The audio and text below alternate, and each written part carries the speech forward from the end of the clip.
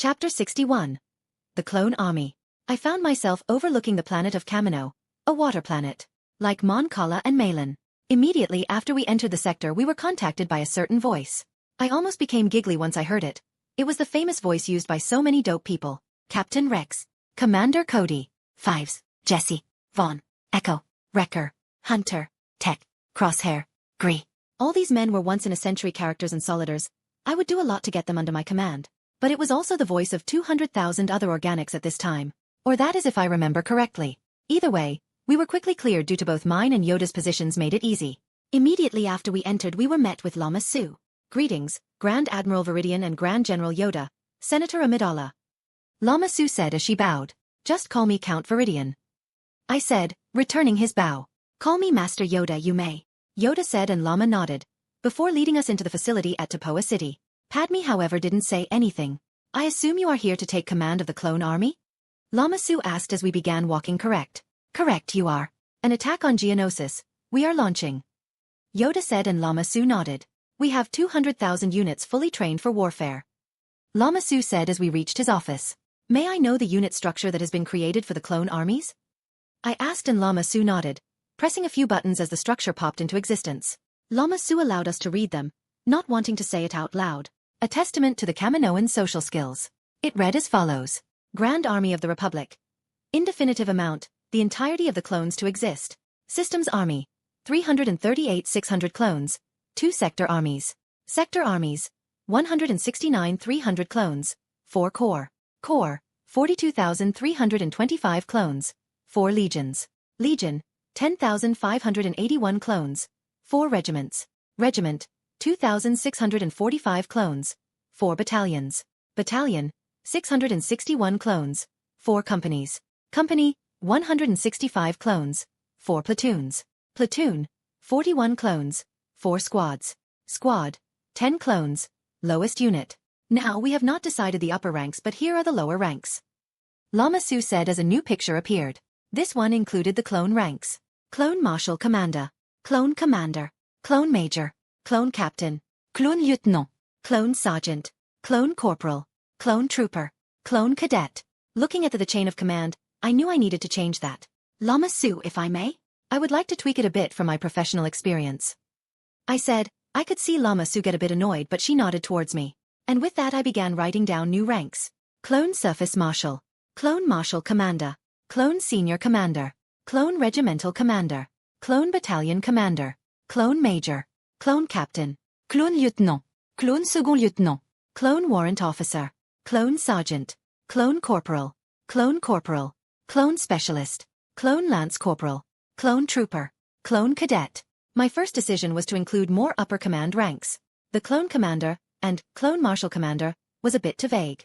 We couldn't have 2 ranks for up to 5 units. Instead I created the Clone Marshal for the Sector Army, the Marshal for the Corps, the Senior Commander for the Legion, Regimental Commander for the Regiment of course and the Battalion Commander for the Battalions. This gave the commanders much more working space instead of relying on the general's authority. This meant that, for example in 501st case, they had no commander but a lot of captains.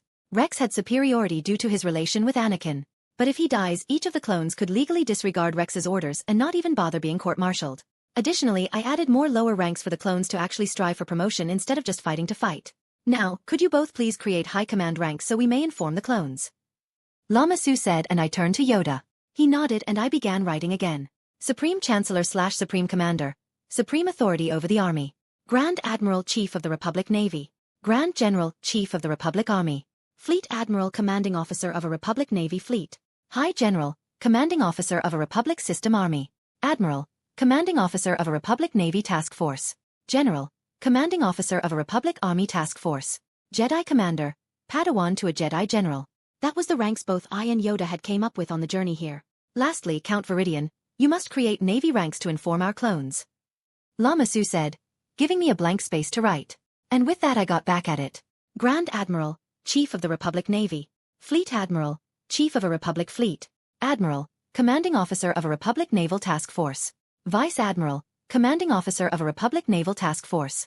Rear Admiral, Executive Officer of a Republic Naval Task Force.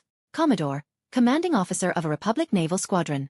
Captain, Commanding Officer of a Republic Naval Section. Commander, Commanding Officer of a Republic Naval Element. Lieutenant Commander, Commanding Officer of a Republic Support Ship. Lieutenant, Executive Officer of a Republic Naval Element. Master Chief Petty Officer, Chief of 4+ areas on a Republic Naval Ship. Chief Petty Officer, Chief of 2+ areas on a Republic Naval Ship. Petty Officer, Chief of a single area on a Republic Naval Ship. Junior Petty Officer, Specialist in an area on a Republic Naval Ship. Senior Crewman, an experienced enlisted on a Republic Naval Ship. Crewman, a fully trained enlisted in a Republic Naval Ship. Junior Crewman, an enlisted receiving training on a Republic Naval Ship. As I finished that, Lama Su nodded. Very good. I shall make copies of this and send it to all clones. Now you must follow us. You shall meet your new army, Lama Su said as she led us through the corridors. After 4 minutes of walking in silence, we approached a balcony. As we walked onto it, we were all met with a thunderous sound of thousands upon thousands of boots, hitting the ground at the exact same time and guns clicking into position. As our heads went over the railing, my eyes found itself staring at 200,000 clones, in their Phase 1 armor, with DC-15As locked onto the shoulder. I saw Yoda jump onto the railing and sat down. So, this is the clone army, I said, astonished as I looked over this fine-ass army. Even the royal guards could not do that at the scale the clones did it. I saw that Yoda didn't fully comprehend the amazing feat these clones just accomplished. They performed a perfect boot stamp. While it in itself was not a perilous feat, the astonishing scale of this remarkable show could not be easily underestimated. If only a single clone failed, the resounding loud noise would last for a few milliseconds too long and it would be out of touch. It would slowly die out. But no, the entire sound cut at the exact same time, signaling the unison these clones had. If their aiming is even half as good as their formal capabilities, and if we produced a few million more, we'd be capable of fighting back, I said, and I could see Lama Su smile, something almost never seen on the Kaminoans. These clones are our finest feat, they are our pride and sweat. No army that has been ever created can match the skill of the clones, Lama Su said proudly. They've been trained from birth and their increased grow rate ensures a perfect fit for every training routine we have. They are easy to train and genetically modified for combat.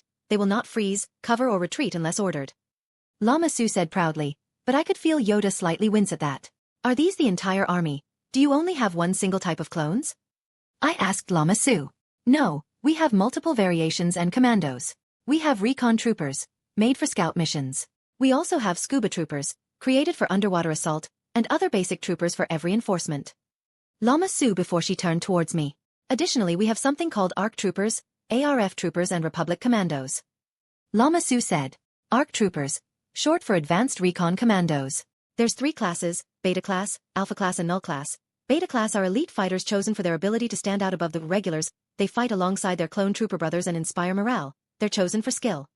The Alpha class Advanced Recon Commandos were 100 genetically modified clones created to be elite. They are more elite than the Beta class, but the Alphas work better in units of other Alphas. They were early creations and therefore does not have the same modifications to orders, but Django has ordered them to listen, so they will no matter what. Lastly, the Null class, numbering barely 6 members. They were the first ever clones and have been thought by Cal Skirata. These have been trained/tortured to retrain torture, even from Sith, and therefore they will never reveal information. They are perfect for behind the enemy lines work. These 6 are the most elite we got, Lama Su said. Lastly, the commandos, they are put into squads of 4 and they are used for elite missions. While the Alpha and Beta class arcs are useful in large battles, the commandos thrive in special missions. Mostly working alone, they carry a lot of firepower and are perfect for extract or bombing missions, Lama Su said. But they are also powerful warriors. The 4-man team can kill up to companies while working together. The armor has yet to be decided and as such we've given them ARC armor for now. They carry backpacks with explosives in it. Lastly, we have the ARF troopers, short for Advanced Recon Forces, essentially elite clone troopers. While not as elite as the ARC troopers, they are trained for guerrilla tactics. The ARF wear specialized armor which allows them to spot enemy troops easier and focus on specialized targets, Lama Su said, ending her informative spree. I see. I suppose we need to form a special operations brigade then, and include the ARCs, ARFs and the RCs, I said, and Lama Su nodded. That's when Yoda spoke for the first time ever. Transport ships you have? Yoda asked Lama Su. We do. We have bought 12 Acclamator-class assault ships. They can transport up to 192,000 clones as it is right now, Lama Su told Yoda. Very good. Ensure the clones are brought on board the Acclamators. You must head for Geonosis. We will, Yoda said. Understood, Master Yoda. We should have them ready within 3 hours, Lama Su said, and I nodded. Master Yoda, I'll contact my fleet and get them here. We'll protect the fleet. We have more than enough ships for the journey and to fight off any fleets. They shouldn't have organized the various fleets into one yet. Count Dooku just recently brought them under his wing, I told Yoda, and he nodded. Depart in 3 hours, we will, Yoda said, and I nodded. As we both walked away to begin new duties, Padme stepped up. Greetings, Prime Minister. Now that the military matters are dealt with, We must settle on a senator to represent Kamino in the Senate. Padme said as we walked away. Chapter 62. The Battle of Geonosis. I found myself on board the Invincible, the flagship of the first attack fleet, and the ship Trench commanded from. Beside me stood Trench and Yoda. We were overlooking the map of Geonosis. SK, I suggest we send the entire fleet towards Geonosis, and once the acclamators drop of their troops we send the two Imperators and the Munificents to Tatooine, and if Separatist reinforcements arrive we can jump back to Geonosis and surprise them. TSK. Trench said. It was precisely his type of battle. Making the enemy get complacent and then spring a trap. Sounds like a good plan. The Separatist reinforcements would be hurried to save their entire high command. They are likely to charge immediately after arriving. I spoke. The naval battle. Up to you it is. Yoda said, not wanting to interfere. Alright, sounds good. I'll command the acclamators and ground support. You'll command the naval forces in space, Trench. I told him and he nodded. Now Yoda, we'll need to discuss the battle. Any ideas? Yoda asked. Meanwhile General Tyr came through the doors and into the main ship. This is General Tyr, my best general. I told Yoda and Yoda looked at Tyr for a few seconds before responding. Send a rescue team to the Jedi. We must. Start with that we should. Take them by surprise. Yoda said and I nodded. That's what they did in the original. I agree. We'll need to get the Jedi out of there. However, I suggest we take the siege slowly. General Tyr said and I nodded. We can't get to the Separatist Corps members either way if we take it fast. They'll just escape in their ships. Instead we should not waste life. I agreed. TSK. We can create bunkers surround the Separatist camp, and then perform TSK bombing runs. The 400 BTLB Y-Wing Starfighters bombers the clones are manning and the 1060 H6 bombers we have. Trench said and I nodded. Half of those bombers came from my Lookerhulks while the clone bombers were traveling individually with their hyperdrives. We also had one 712 Alpha V-Wing Starfighters. However we also had 1500 V-19 Torrent Starfighters aboard the two Lookerhulks. We also had 200,000 Vidiian Solidars on board the Lookerhulks and the other ships in the fleet. I wanted Trench to create a path of chaos within the closest Separatist-aligned planets. I did not want this war to physically affect my planets, and as such I needed to destroy any Separatist holdouts at the start of the war. Now lastly we also had 380 Z-95 headhunters connected to the support ships. However those would only be used for support missions or to defend the support ships. The Z-95 were inferior to the Alpha V-Wings. However they packed more of a punch and were stronger against support ships. However a bomber was always better. We have a lot of bombers, TSK. I suggest we use them as our main weapon in this battle. The clones must hold out in their trenches and the bombers will wreak chaos. Trench said. I agree, our fighter superiority is just too much for us to not take advantage of it. We can have the bombers focus on anti-air cannons and after that we can have the lots fly around with open doors and wreak chaos. We'll also utilize the AT-TEs and AV-7 artillery pieces to support to trenches. Tyr said. That would be the best scenario for a battle, however, we cannot drag out the battle too long. The Separatist leadership have individual fleets a lot larger than our current one. We cannot risk having a drawn-out battle. It must end within a week. I said and Trench nodded. If the corporate alliance alone assembled their fleets they would break through ours. Trench said. Alright. We'll hold the troops back and focus on artillery and bombing runs, so when the first droid wave gets within range of the clones, they'll already be reduced. General Tyr said and I nodded. Alright, and let's make sure to keep the clones mixed in with the AT-TEs. They're perfect for close-range artillery and machine gunnery. I said, just in time for Grand Marshal Colt to enter. He was the first to be promoted to Grand Marshal due to his skills in handling the troops. He had personally graduated all of the 200,000 clones existing. And with that we briefed him on the strategy. When that was done with he left to brief the rest of the officers. After that we dispersed as we waited to reach Geonosis. It would take about 12 hours to reach Geonosis, with only one stop. I went to sleep after that. Padme had remained on Coruscant and therefore went straight to sleep, deciding to be well slept for the incoming war. The next day I found myself on my flagship, the Resolute. It was the strongest of the Valiants due to having faced the most conflict and therefore had the more experienced crew. Alright, send the acclamators down to the surface, deploy all bombers and perform bomb runs on the known anti-air cannons. I told one of the communications officers. Order the Corsairs to deploy through the atmosphere. We'll perform precise bombardments. Have them deploy their Z-95s to protect them. I told the second communications officer. Give Trench the signal and form our fleet into the lines. The frontal heavy line will include the 4 Valiant-class Star Destroyers and 25 Kara-class light frigates. The second line will include the 8 Gladiators and 50 Kara-class light frigates. The support line will include the 15 CR-90 corvettes, 20 DP-20 and the 2 Lookerhull-class battleships. I told the third communications officer. With that the fleet began moving. Trench took his 2 Imperator-class Star Destroyers and the 5 Munificent-class Star frigate. He jumped behind Gomrasen. The chrono radiation detector signaled me that the jump was completed. And with that we began waiting. Instead of staying at the bridge, I walked back to the holotable. Around it stood 2 of my officers. A Commander Galad Palian. He was pretty young right now. Barely 19 years old. However, he was already showing extraordinary talents in assisting the captains of ships. He had utter loyalty towards Thyferra and House Veridian, as was expected. But what made Pelion unique was the fact that he knew where everything was, no matter the task you assigned him. He knew the most efficient way to deal with it. Pelion was simply an extraordinary worker on a ship. He knew its out and ins before he even landed on the ship. He knew where every control center, station and man were. As I entered, I saw the hologram. It showed our fleet formation, which as the last ship got into its position was complete. Switched the hologram to the ground assault. I told the lieutenant commander beside Pelion. Once it was changed, I looked at the view. It showed 12 red miniature ships slowly descending towards the surface. 15 lots and 30 V-19 Torrents were speeding towards the Geonosians arena. Pull 3 of the Cumulus-class Corsairs towards the arena. Once the Jedi are out, open fire. Have each of them look towards the middle, but make sure they stay in the outskirts of the arena. I told the lieutenant commander. But before he ran off, I said something again. Pull a Gladiator class into orbit above the arena. Once the Jedi pull out, launch 3 strikes into the middle. Make sure the Cumulus are not hit. We'll show them our chosen Gladiator. I said, and with that the lieutenant commander ran out and informed a communications officer.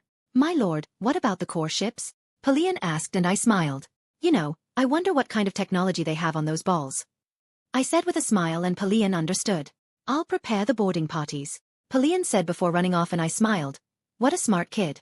Have the ion cannons prepped and tell the looker hulks to prepare for more cargo. I shouted to no one specific, but I got a yes, sir, in response. And with that I turned back to the hologram. The lots were now landing in the arena. The Cumulus and the Gladiator were getting into position. Meanwhile, 4 of the acclamators had landed and were unloading tanks, artillery and troops. Order the looker hulks to deploy our 1000 AV-7 artillery pieces, following General Tyr's command for placement. I told another communications officer. The communications console surrounded the holopod or hologram. Meanwhile, the main bridge included a U-view port. Then there was a small area on the left and right side, not sort of the U-view port. The one on the right included the sensors and detectors. The left commanded the ship status. Meanwhile, the U-part had control consoles under the windows. One could stand there. Then in the middle there were 2 crew pits, and between them there was a command walkway, where the commander usually stood. Inside the left crew pit, the left side weapons, while on the right was the right side weapon. These mostly included turbo lasers and strong lasers.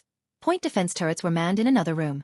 On both sides of the holopod behind the main bridge there were 2 crystal display screens, usually showing the obstacles and planets surrounding the ships. The devices under the main bridge's windows controlled the energy output and shields. They could focus energy on weapons or shields, or specific weapons or specific shields. The deflector shields were a mix of 2 shield types, ray shield and particle shields. Ray shields were used to repel and absorb energy-based energy, such as turbo lasers or lasers. Ray shields did not have the capability to stop physical objects, but they could run electricity through them. Meanwhile, particle shields were designed to protect against physical attacks, creating an invisible shield surrounding the cruiser or planet, such as if one were to defend against high-velocity objects and torpedoes. The basic combat standard was to heavily focus on the ray shield, as it protected against laser and turbo lasers, which were usually the main destructive entirety in ship-to-ship combat. However, against torpedoes or small meteors the particle shields would have to be relied on. However, although particle shields worked well against small meteors, they could not fully defend against large meteors, and they would need to be defended with the hull. Which is why crashing a ship into another was so effective. But it would be suicidal. However, putting that away, I turned to another communications officer. Inform the acclamators that they are to return to the surface upon releasing all their equipment. Order Pelion to organize 4 of them into the heavy line and 8 of them into the second line. I told him. He nodded and ran off. And with that, majority of my role was now done. The secondary bridge, or Starfighter's bridge, was working overdrive, organized bombing runs and proper escorts. We had launched 500 Alpha V-Wings and 500 V-19 Torrents, still keeping 1212 Alpha V-Wings and 1000 V-19 Torrents, meaning we had 101 Alpha V-Wing squadrons and 83 V-19 Torrent squadrons. Now, in all honesty, the clone squadrons were stronger. We had a few veteran squadrons whom could outclass even the strongest clone squadrons due to human talent, including Commander Fen Rao's squadron. But the average clone squadron far outclassed the average Veridian squadron.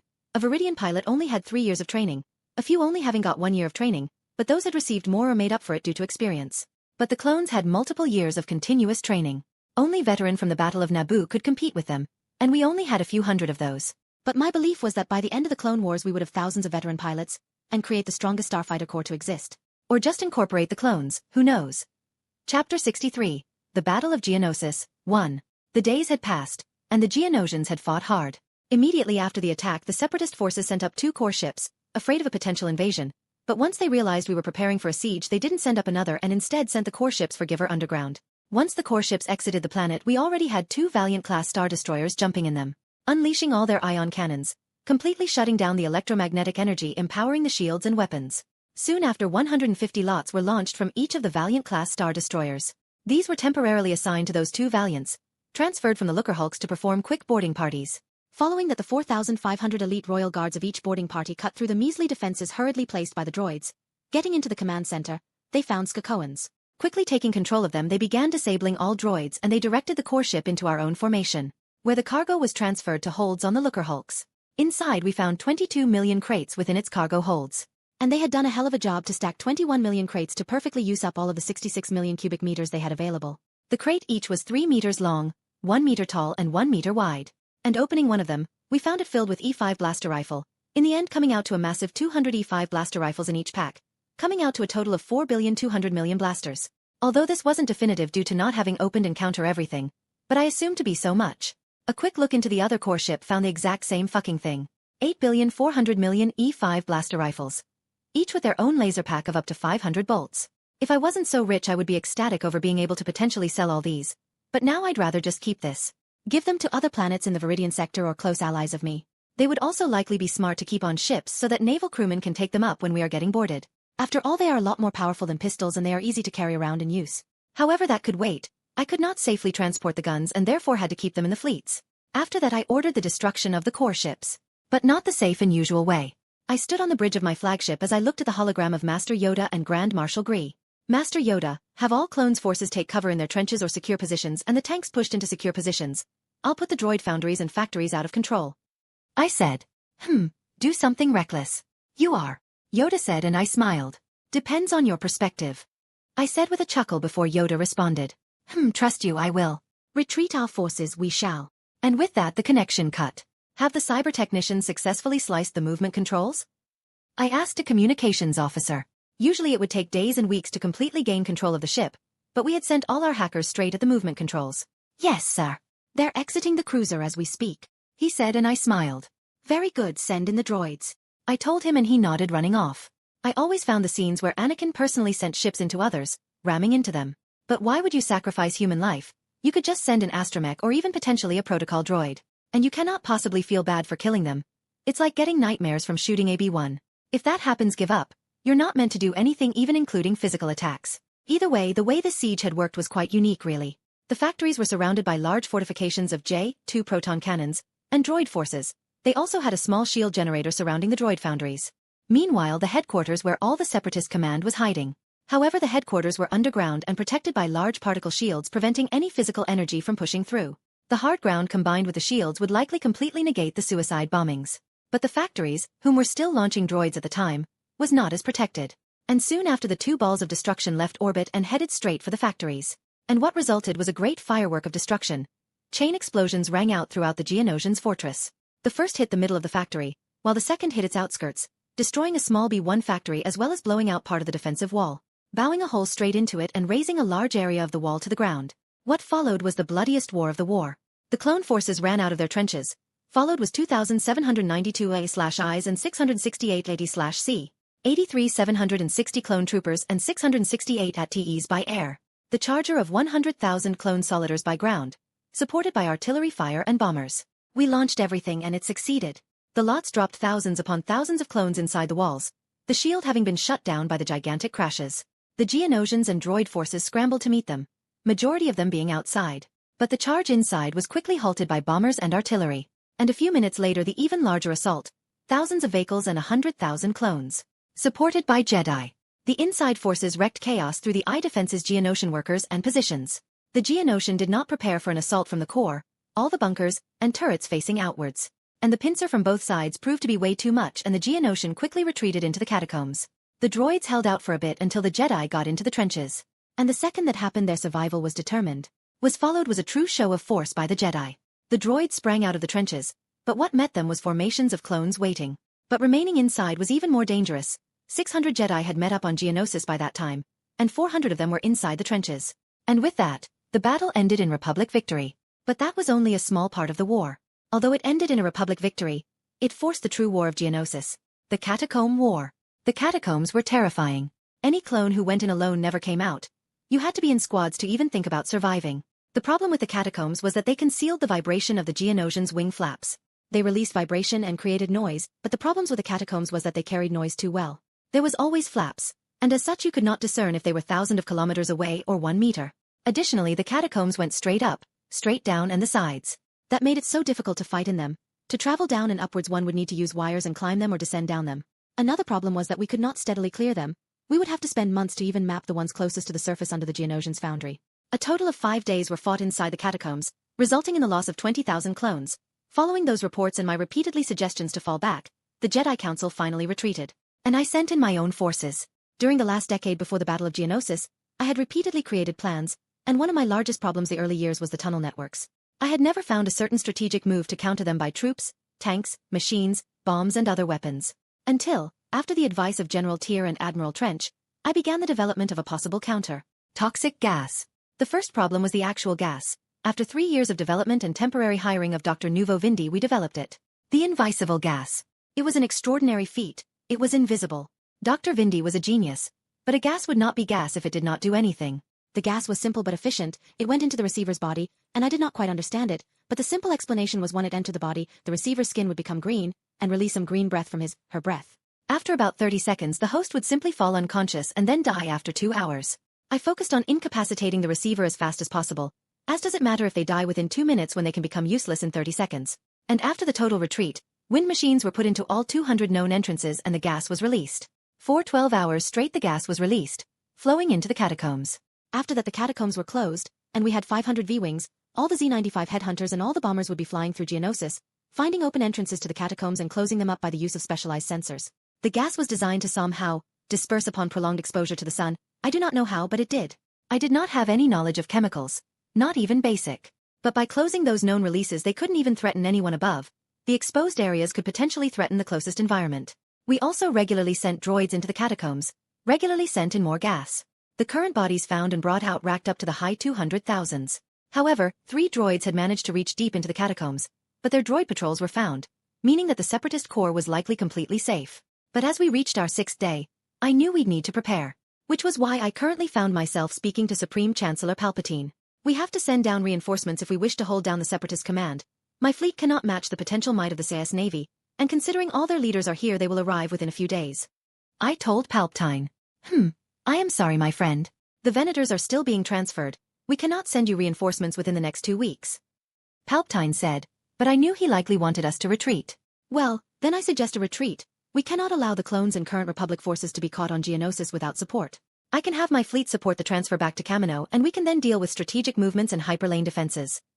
I told Palpatine. He looked conflicted for a bit before deciding. It is most dreadful and unfortunate. I'll order a retreat. Prepare the fleet. I'll inform Master Yoda. Palpatine said. And with that the first battle of Geonosis ended in a Republic win, with the official reason for departure being the belief that the Separatist command had escaped somehow. But all of the High Command and Republic officers knew the true reason. Chapter 64. First Strategic Meeting.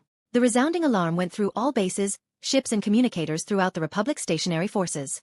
The 12 acclamators had returned to the ground and they were getting loaded with equipment and solidars, medical resources, plasma mags, energy mags, artillery pieces, batteries. Majority of the artillery were flown into the Looker Hulks. The improved LAAT/I and LAAT/C allowed the lots to fly through the atmosphere and into vessels outside that of the planet. This allowed us to keep majority of our forces in space for potential defense, but also load up the necessary resources. The planetary forces had been boosted by the original trap set by Admiral Trench, putting the first attack fleet back to full strength. Meanwhile, the poison remained. Veridian chemical experts were the last to leave, ensuring that every gas particle was released into the Geonosians' catacombs. That would keep them for quite the time. Meanwhile, the first ever Republic strategic meeting was held. On board the Invincible, the flagship of the first attack fleet of House Veridian. Why are we hosting this through the HoloNet? What if the CIS leadership is listening? Mos Amadus asked. Relax. This meeting is through a two-way frequency, meaning there is only 2 ways to listen, using this.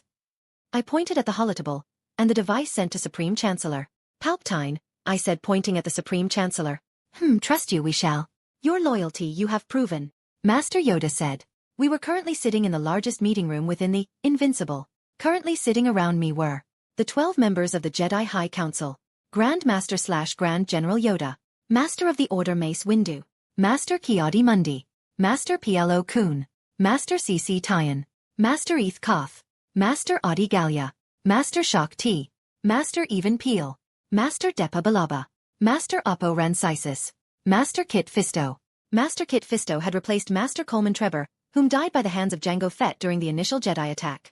From the Navy's side were Grand Admiral Thalron Veridian, High Admiral Wolf Yularen, Admiral Shone Killian, Admiral Barton Coburn, Admiral Dow, Admiral Jan Dodonna, Admiral Cassius Constantine, Admiral Thun, Admiral Screed, Admiral J. Stalin, Captain Will Huff Tarkin S., Admiral Meeber Gaskin. These 24 individuals, additionally to Supreme Chancellor Palpatine, Vice Chancellor Mos Amadus, Sly Moore, Senate Guard Commander Taggart, Republic Intelligence Director Dodd Rancet, Senator Bail Organa. A total of 30 individuals. All right, shall we begin? Palpatine asked as the meeting officiality started. Before we discuss potential movement, know what we work with, we must. Yoda answered. That was correct. We did not have an estimate of the current forces and as such could not send them. We have signed a contract with Quat. We will buy naval warships for them only at a reduced price. We will be buying 60 Venator-class Star Destroyers, 120 Acclamator-class assault ships and 240 Arquitans-class light cruiser, with its assigned fighters and shuttles from other contracts or the same. Sly Moore said. That's not a lot. I said. I agree, which is why I've asked the Republic for help. Current reports state that 150 dreadnoughts, 400 Carrack-class light cruisers and 400 Pelta-class transports. Palpatine said. Well, that's not much either. I suggest we create over-sectors. If we gave each a fleet and a MOF they could essentially govern themselves. Tarkin said, immediately jumping on the chance to start the infamous Tarkin Doctrine. I support the creation of a over-sector, but to give control of that to MOFs and civilians to use, is to invite corruption. Additionally, if we give them independent control. Yularen said and I nodded. Smart way of shutting it down. Start with over-sectors, we will. Yoda said as the entire council began discussing the creation of over-sectors. Eventually it was decided upon to create 20 over-sectors. The over-sectors ended up precisely the same as in the original canon. So we'll create 20 military over-sectors, each with their own fleet. Now, how large shall the fleets be? Palpatine asked. Firstly, will the fleets all be the exact same and will we add additional fleets? Mace Windu asked. I suggest we create an additional 6 fleets for each of the major hyperspace routes. Dow said. I agree. I also support the creation of 3 open circle fleets to launch attacks. Eathcoth said. And then we went around voting on those 2 suggestions. In the end both were added. Now, we need to discuss which sectors to prioritize. I said. Immediately after Tarkin spoke. We should of course focus on the core. He exclaimed. Calm yourself, Admiral. We will not have outburst here. I told him and with that he refrained from shouting more. Although we should defend the core, the battles will be in the outer rim. I told the council. Now, according to reports the CIS have established headquarters at Raxus. Almost the entire 12th sector has joined them. We should put the sectors surrounding it high up in the priority list. I said. Intelligence says that 1/3 of the 4th over sector is in the process of deserting. Dodd Rancet says. And like that we argued, and it eventually came out to this listing in priority. 1. 1st sector, Coruscant. 2. 4th sector, Alderaan. 3. Indeg sector Ariati. 4. 11th sector, Corfa. 5. 8th sector, Ord Mantell. 6. 13th sector, Ord Panron. 7. 2nd sector, Nubia. 8. 3rd sector, Chandrilla. 9. 9th sector, Para Minor. 10. 10th sector, Taris. 11. 20th sector, Thyferra. 12. 7th sector, Bilbringi. 13. 16th sector, Chardon. 14. 17th sector, Vogel. 15. 14th sector, Ryloth. 16. 15th sector, Kemet. 17. 19th sector, Javan. 18. 6th sector, Praxlis. 19. 5th sector, Odic. 20. 12th sector, Lanteals. It was decided to give up on majority of the 12th sector. They were far gone. After the defensive priority was decided, we decided on each sector's fleet. 1st sector, Coruscant 15 Venator-class Star Destroyers, 20 Acclamator-class assault ships, 15 Dreadnought-class heavy cruiser, 30 Arquitans-class light cruisers and 40 Pelta-class transports. 4th sector, Alderaan 8 Venator-class Star Destroyers, 10 Acclamator-class assault ships, 8 Dreadnought-class heavy cruisers, 15 Arquitans-class light cruisers, 40 Carrack-class light frigate and 25 Pelta-class transports.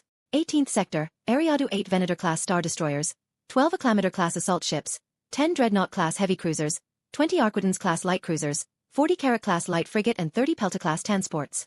11th sector, Corfer 6 Venator-class Star Destroyers, 10 Acclamator-class assault ships, 8 Dreadnought-class heavy cruisers, 15 Arquitans-class light cruisers, 30 Carrack-class light frigate and 25 Pelta-class transports.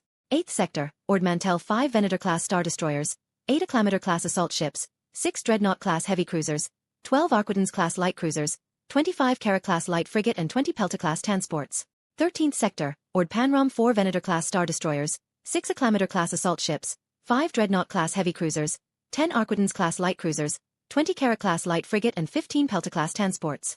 2nd Sector, Nubia 4 Venator-class star destroyers, 6 Acclamator-class assault ships, 5 Dreadnought-class heavy cruisers, 10 Arquidens-class light cruisers, 20 Kara-class light frigate and 15 Pelta-class transports. 3rd Sector, Chandrilla 4 Venator-class star destroyers, 6 Acclamator-class assault ships, 5 Dreadnought-class heavy cruisers, 10 Arquidens-class light cruisers, 20 Kara-class light frigate and 15 Pelta-class transports. 9th Sector, Para Minor 3 Venator-class star destroyers, 5 Acclamator-class assault ships, 4 Dreadnought-class heavy cruisers, 8 Arquidens-class light cruisers, 15 Kara-class light frigate and 12 Pelta-class transports. 10th Sector, Taris 3 Venator-class star destroyers, 5 Acclamator-class assault ships, 4 Dreadnought-class heavy cruisers, 8 Arquidens-class light cruisers, 15 Kara-class light frigate and 12 Pelta-class transports. 20th Sector, Thyferra no Republic vessels, protected by the Veridian 2nd and 3rd Fleet. 7th Sector, Bilbringi 2 Venator-class star destroyers, 4 Acclamator-class assault ships, 3 Dreadnought-class heavy cruisers, 6 Arquidens-class light cruisers, 12 Kara-class light frigate and 10 Pelta-class transports. 16th Sector, Chardon 2 Venator-class star destroyers, 4 Acclamator-class assault ships, 3 Dreadnought-class heavy cruisers, 6 Arquidens-class light cruisers, 12 Kara-class light frigate and 10 Pelta-class transports. 17th Sector, Vogel 2 Venator-class star destroyers, 4 Acclamator-class assault ships, 3 Dreadnought-class heavy cruisers, 6 Arquidens-class light cruisers, 12 Kara-class light frigate and 10 Pelta-class transports. 14th Sector, Ryloth 2 Venator-class star destroyers, 4 Acclamator-class assault ships, 3 Dreadnought-class heavy cruisers, 6 Arquidens-class light cruisers, 12 Kara-class light frigate and 10 Pelta-class transports. 15th Sector, Kemet 2 Venator-class star destroyers, 4 Acclamator-class assault ships, 3 Dreadnought-class heavy cruisers, 6 Arquidens-class light cruisers, 12 Kara-class light frigate and 10 Pelta-class transports. 19th Sector, Jovan 1 Venator-class star destroyers, 2 Acclamator-class assault ships, 2 Dreadnought-class heavy cruisers, 4 Arquidens-class light cruisers, 8 Kara-class light frigate and 6 Pelta-class transports. 6th Sector, Praxis 0 Venator-class star destroyers, 2 Acclamator-class assault ships, 0 Dreadnought-class heavy cruisers, 2 Arquidens-class light cruisers, 4 Kara-class light frigate and 6 Pelta-class transports. 5th Sector, Odic 1 Venator-class star destroyers, 2 Acclamator-class assault ships, 2 Dreadnought-class heavy cruisers, 4 Arquidens-class light cruisers, 8 Kara-class light frigate and 3 Pelta-class transports. 12th Sector, Lanteals 1 Venator-class star destroyers, 2 Acclamator-class assault ships, 2 Dreadnought-class heavy cruisers, 4 Arquidens-class light cruisers, 8 Kara-class light frigate and 6 Pelta-class transports. Then we had 6 Venator-class star destroyers, 10 Acclamator-class assault ships, 10 Dreadnought-class heavy cruiser, 20 Arquidens-class light cruiser, 30 Kara-class light cruiser and 15 Pelta-class transports. Due to our low number, it was decided that the sectors would each defend one of the hyperspaces. We would defend Yagtul, stopping any entries from the outer rim and mid-rim into the core by the Rima trade route and Corellian trade spine. The 2nd Sector would also defend the Corellian trade spine from Corellia. The 2nd Sector also defended the Corellian run from Denon. Denon also defended the Vidiian way, from the south side of the deep core. The Parlemian trade route had its first defense in Tanub, managed by the 3rd Sector, a major planet close to the 12th Oversector, or Separatist territory. The second defense was in Chandrilla, also by the 3rd Sector. The last defense was Anax's, by the 1st Sector, the one responsible for Coruscant. The reason that it was so closely guarded was its proximity to the Separatist core, and we suspected a main attack to come through that way. Lastly, the Vidiian way from the Separatist side of the galaxy, or north. It was defended by both the 3rd and the 7th Sector, at Champala. Now, the last defense by the sectors was the 6 smaller hyperspace routes. None of them led directly to Coruscant, but they could be used to bypass the defenses. Which is why I also placed a Veridian fleet at Pholus, as it would be an easy entrance. However, this was the ships used to defend the core. Most of these fleets would not be bumped except the Coruscant Home Defense Fleet. That was also decided during this meeting. The first year would be directed at defense while we build up our forces. We would need to strengthen the open fleets and build the major hyperlane fleets at a later date.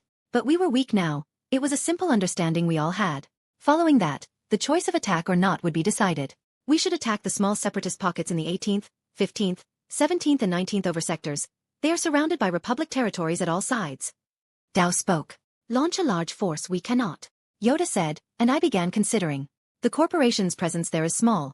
At most a few patrol ships. And the CIS just recently built their military. They are unlikely to send aid anytime soon. Dodd said, the RI director. Republic intelligence. Still solidars we need. To garrison and capture. Yoda said, and at that I smiled. I and Master Yoda can take the Geonosians' fleet to that pocket. I can have my troops garrison the city, and the clones can do majority of the battles. I said, although I felt a lot of shame in saying that, sacrificing the clones. It may sound bad, but the fact remains that I do not have any obligation to assist the Republic anymore. I left my sector weaker to assist the clones at Geonosis. If I spend thousands upon thousands of Thyferran's life for another's war, without any gain except non-eradication, my civilian support will diminish. I said, and those with angry faces began thinking. The action to support the Republic military is completely upon each planet. There is no requirements. This is a war between the Republic and the CIS. None of the Republic planets would gain much by participating. The Republic will need time to grow after this, and cannot spend money on thanking the planets who fought, or the Separatists will happen in an endless loop. I spoke, and with that they agreed. Very well, if none oppose, the Thyferra troops shall garrison the Separatist planets in the 19th, 18th, 17th and 15th. Palpatine said, and as nobody opposed I smiled. Very good, with that we end the meeting for now. We'll also need to send the remaining Venators to Kamino for safekeeping for now. Palpatine said, and with that the holograms shut down and the Jedi began leaving the room. Chapter 65, Hidden Project. Almost immediately after the meeting, the Geonosians' fleet was organized into the 1st Planetary Invasion System Army, or the 1st Invasion Army, supported by the 1st Veridian Attack Fleet. I found myself in the briefing room, beside High General Plo Koon and High General Obi-Wan Kenobi, followed by his apprentice Anakin Skywalker. The invasion fleet was followed by 500 clone bombers and their respective pilots, flying independently by using their own hyperdrives, and 1,500 V-19 Torrent starfighters, piloted by clone pilots. Those were put on the Looker Hulks. Following that was 175,000 clone troopers. They suffered 17,000 casualties in the Battle of Geonosis. So in total we had 175,000 clone solidars, 200,000 Veridian solidars. Additionally, we had a total of 356 fighter squadrons in total, plus the independent 492 clone bombers or 41 squadrons. Or to be precise, 83 bomber squadrons and 315 fighter squadrons. Firstly, the attack plan was determined. We had decided to take the Trialis trade route through Arcanis, Laney, Zar, and then we'd prepare at Rendelia. Inarc would be our first obstacle. It was a Trade Federation local headquarters. Current reports indicated that the Trade Federation had a local garrison of 6 Lookerhulk-class battleships. Our current fleet included 2 Imperator-class Star Destroyer, 4 Valiant-class Star Destroyer, 12 Acclamator-class assault ships, 8 Gladiator-class Star Destroyer, 5 Munificent-class Star Frigate, 20 Cumulus-class Corsairs, 40 DP-20 gunships, 15 CR, 90 corvettes, 75 Carrack-class light cruiser. The basic formation was divided into 3 lines. The heavy forward line, the second line, the third support line. The heavy forward line included 2 Imperator-class Star Destroyers, 4 Valiant-class Star Destroyers, 8 Gladiator-class Star Destroyers. The second line included 5 Munificent-class Star Frigates, 12 Acclamator-class assault ships, 20 Cumulus-class Corsairs, 75 Carrack-class light cruisers. The third line, support, 2 Lookerhulk-class battleships, 15 CR, 90 corvettes, 40 DP-20 gunships. Now to explain said order. The first forward heavy line would take majority of the damage output of the enemy fleets. They would be forced to have heavy shields and would entirely be ship-to-ship oriented. The 2 Imperator-class and 4 Valiant-class ES was a no-brainer. Those 6 ships carried majority of naval firepower output, and their shields would hold perfectly.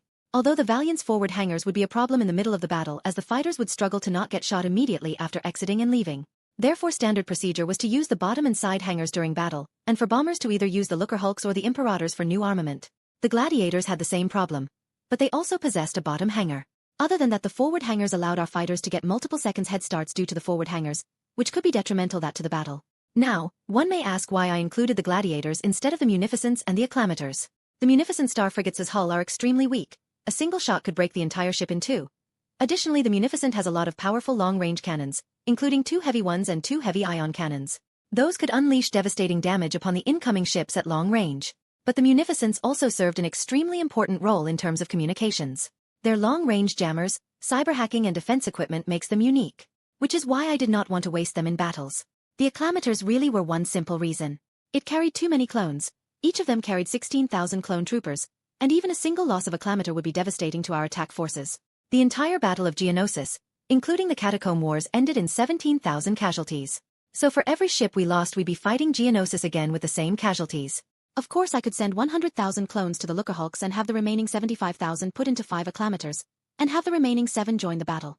But eventually the Lookerhulks would need to detach from the fleet to gather new men, and then the clones would either be stuck on the Lookerhulk or any other planet. But the Acclamatora also didn't have enough firepower for me to risk potentially having to leave clones who would fight efficiently on a random planet. Other than that, I decided to keep the Carracks back as well.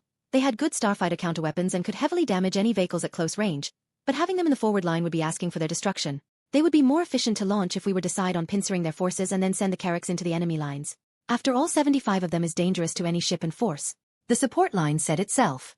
All of those ships had nothing to do in the first heavy or second attack lines.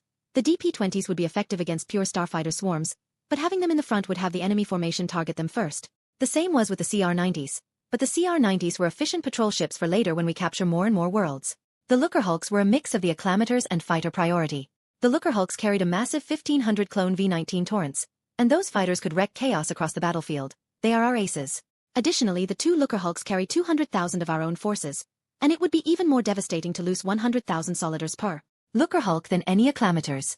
And that was the basic formation of the fleet. While I was talking to myself, we had already set off. Approximate time upon arrival is 12:32. 12 hours and 32 minutes. I don't know how, but somehow Padme has managed to get onto the campaign. As a Republic representative, of course.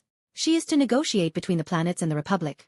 Surprisingly, the permission came directly from Supreme Chancellor Palpatine. Either he knew about our relationship and wanted to appease us, or he wanted Anakin and Padme to get closer. Padme had of course not told Anakin, and as of yet they were spending time together, as Anakin was quite persistent. Padme had stopped any of Anakin's approaches, but he had decided to be friendly for now, while slowly trying to build a relationship. But by looking at ship cameras, I found that Anakin spent surprisingly more and more time with Sabe, Padme duplicate. Although they weren't extremely much alike, Padme and Sabe had their similarities. Padme had also tried to repeatedly explain that she was not interested in Anakin. Each and every time I told her that I trusted her, which made her happy. But deep within, I knew I was a bit cautious and doubtful. After all, I knew Padme had some resemblance of feelings towards Anakin, or at least should have. But seeing as Padme was steadily stopping him, I was beginning to relax. I once again found myself on the bridge of the Invincible. We were currently on Rindelia. Most of the crew and solidars had gotten some good night's sleep during these last 12 hours, and we were now all awake and prepared. Trench, this battle should be simple. 6 Looker Hulks will not stand a chance. Demolish them and make sure none escapes. I told Trench. He was the overall commander of the campaign while I oversaw it. His skills in synchronizing the fleets made him perfect for any straight-up battles. Being assisted by Captain Pelian, he'd do some great work. TSK. They will cower in fear immediately after. Why are we not tisk attacking? Admiral Trench asked. Well, I happen to have a new toy that will make sure nobody escapes. I told Trench as I smiled. And immediately after a sensor officer arrived. Sir, chrono radiation has been detected and Sector 12.32.44 is having a gravity shift, signaling their arrival there. The officer said. Aim turrets at Sector 12.32.44. Trench exclaimed. Relax, it's one of ours. I said as I looked at the beeping communicator device. And with that I turned, looking at Sector 12.32.44. And with a sudden shift a new cruiser stood there. It was in the famous V-style of the Vidiian army. It had a similar bridge to that of the Imperator and Gladiator classes. But what stood out was its 4 large balls coming out of the top of the cruiser, 2 on each side of the bridge, situated on top of the hull. Reports indicated that it was 600 meters long, 300 meters in width and 100 in height. It supported 20 quad laser cannons focused on starfighters and small cruisers. This was of course, the Immobilizer 418 Interdictor class heavy cruiser. And as I saw it a smile came to my face. This would be one of our greatest support vessels, far superior to that of the Looker Hulks and Acclamators. The Immobilizer had the capability to pull ships out of hyperspace and the ability to prevent ships from jumping. It had a range of 3 light-years in diameter, meaning 28,300 billion kilometers or 28.300 trillion kilometers, meaning that for any ships to escape its interdiction field, one would need to go in one direction for 14 trillion kilometers, which in short, would not be possible. An average ship would travel 1,000 kilometers per hour, meaning to exit the field one would need to fly at 1,000 kilometers per hour for 583 days. Yeah, good luck doing that. Meaning that the only way of escaping was destroying the fleet, which would be hard. Additionally, the interdictor would allow us to use previously determined, impossible, tactics. Thrawn exploited this and became a renowned admiral. But I believe Trench would actually be suited to using it. Perhaps even more than Thrawn. After all, Trench's main strength was the efficiency of the fleet and to use surprise maneuvers and traps to draw in his enemies and then deal a striking blow. And now he could essentially spawn any ship on top, behind, beside, under ships. This would be extremely dangerous for ships like the Venator. The Venator had close to if not zero fighting capability from its underside. And if a ship spawned under it with sufficient firepower they'd be dead. This is the true power of the interdecision technology, and I had invested heavily to ensure its completion. The scientists and workers had unlimited funds. Whenever they asked they would receive precisely that and more, and I would not stop. I had been pressing hard on getting it completed by the war, and luckily it worked out and I now had 3 Immobilizer 403 cruisers. And with that, we jump to hyperspace. Chapter 66. Next arc, as y'all know, more chapters have been slower. I'm struggling to find a potential next arc, so I'm asking you guys. I have Ryloth in mind, but don't know as it's kind of repetitive, so please come with suggestions. Chapter 67. Battle of Inarc. The way the Immobilizer 418 cruiser worked was that the 4 gravity wells would create a gravity change equal to that of a planet. The different planets in the galaxy had a gravity well surrounding it. By creating that exact gravity well around the Immobilizer, any ships coming within 3 light years of it would find themselves unable to jump to hyperspace or forced out of it. Additionally, the Immobilizer could be used to make precision hyperspace jumps. Either extremely small microjumps, being able to throw out of hyperspace in one jump instead of needing 3 to 4 microjumps. Additionally, by focusing the gravity well around a specific area, you could predict their jump time and arrival. Meaning, if one was to jump into Inarc, by coordinating between the 2 ships we could coordinate the precise route of the ship through hyperspace, and by taking into account of their speed and distance, we could remove all gravify wells on the route of the ship and then at the calculated time create a gravity well around them. By doing this, the ship would spawn in the chosen area. Additionally, this allows fleets to jump in synchronization and to deploy immediately into formation. This would greatly boost the fighting capability on a fleet, but none of those maneuvers would be attempted yet. The Immobilizer is relatively untested and the crew is not experienced. For now we'll focus on just halting any attempted escapes and pull ships out of hyperspace, but only a max of 5 to 7 ships at a time. Don't want to repeat the Tarkin incident. Additionally, we would keep it silent. Currently the Immobilizer was disguised as just a sensor ship, and none of the Republic ships knew of its ability to prevent hyperspace. After explaining it to Trench in a quick manner and ordering him to keep it quietly, we set off. The formation had already been predetermined and we quickly set off. I walked back to the holotable. A map of the entire area showed. The major Separatist holdouts in the Separatist pocket included Sullust, Triton, and Lazirian. The plan was to cut through the Separatist pocket. We would head to Seraph 6 and take that over as well, then move to Darknell. We would then head to Bylura and cleanse it for Separatist forces. Lastly, we'd fight a major battle at Sullust. The Separatist forces would likely know of our maneuvers by that time, and would mount a defense at Sullust. Likely the only real battle we will fight. After Sullust, we'd split our fleet, keep 1 Imperator-class Star Destroyer and 8 Gladiator-class Star Destroyers and accurate support vessels at Sullust. We'd then take the entirety of the remaining fleet to attack the small pocket above Sullust. We'd likely split our forces again, into 5 units with a Valiant or Imperator heading each force. Then when the upper pocket is down for the count, we take the entire fleet down and attack the large pocket. Now, in regards to the captured planet, the plan was quite simple. To make them as loyal to House Veridian as possible. Each planet would have a dispatched governor and propaganda team. The end goal was to ensure the continued loyalty of the planet, not to the Republic but to House Veridian. We had recently put in place a capable monarchy system, with the current ranks being Count, Viscount, Baron. But once my influence spread, I planned to create a Veridian kingdom. Other than that, my plan was simple. It included 3 phases. The first phase was to gain a puppet in their government. This could be achieved by force, money and threats, but we would need them. Phase 2 included heavily funding their rise to leader of said planet. If the puppet was unreliable or unlikely to win, then we'd have multiple. Phase 3 included making said planet a vassal of a House Veridian. There were multiple ways of accomplishing said objective. The preferred one would be a worldwide vote. This would ensure that the citizens does not believe we forced them into it. This would especially be preferred if our puppet barely won. Of course, if the vote ends up failing, a few % bump might just make it passable. After all, we had endless amounts of money and funds. If the governance was a monarchy, then we'd just support 1 prince and get him in our pocket, preferably a prince not expected to take over. Then an accident could happen and the new king could announce their official vassalization to us. A democratic established government would be good as well. Simply supporting one party and maybe launch a terrorist attack on the current government, killing a lot of them would hurry up a vote. And the winner would get established powers.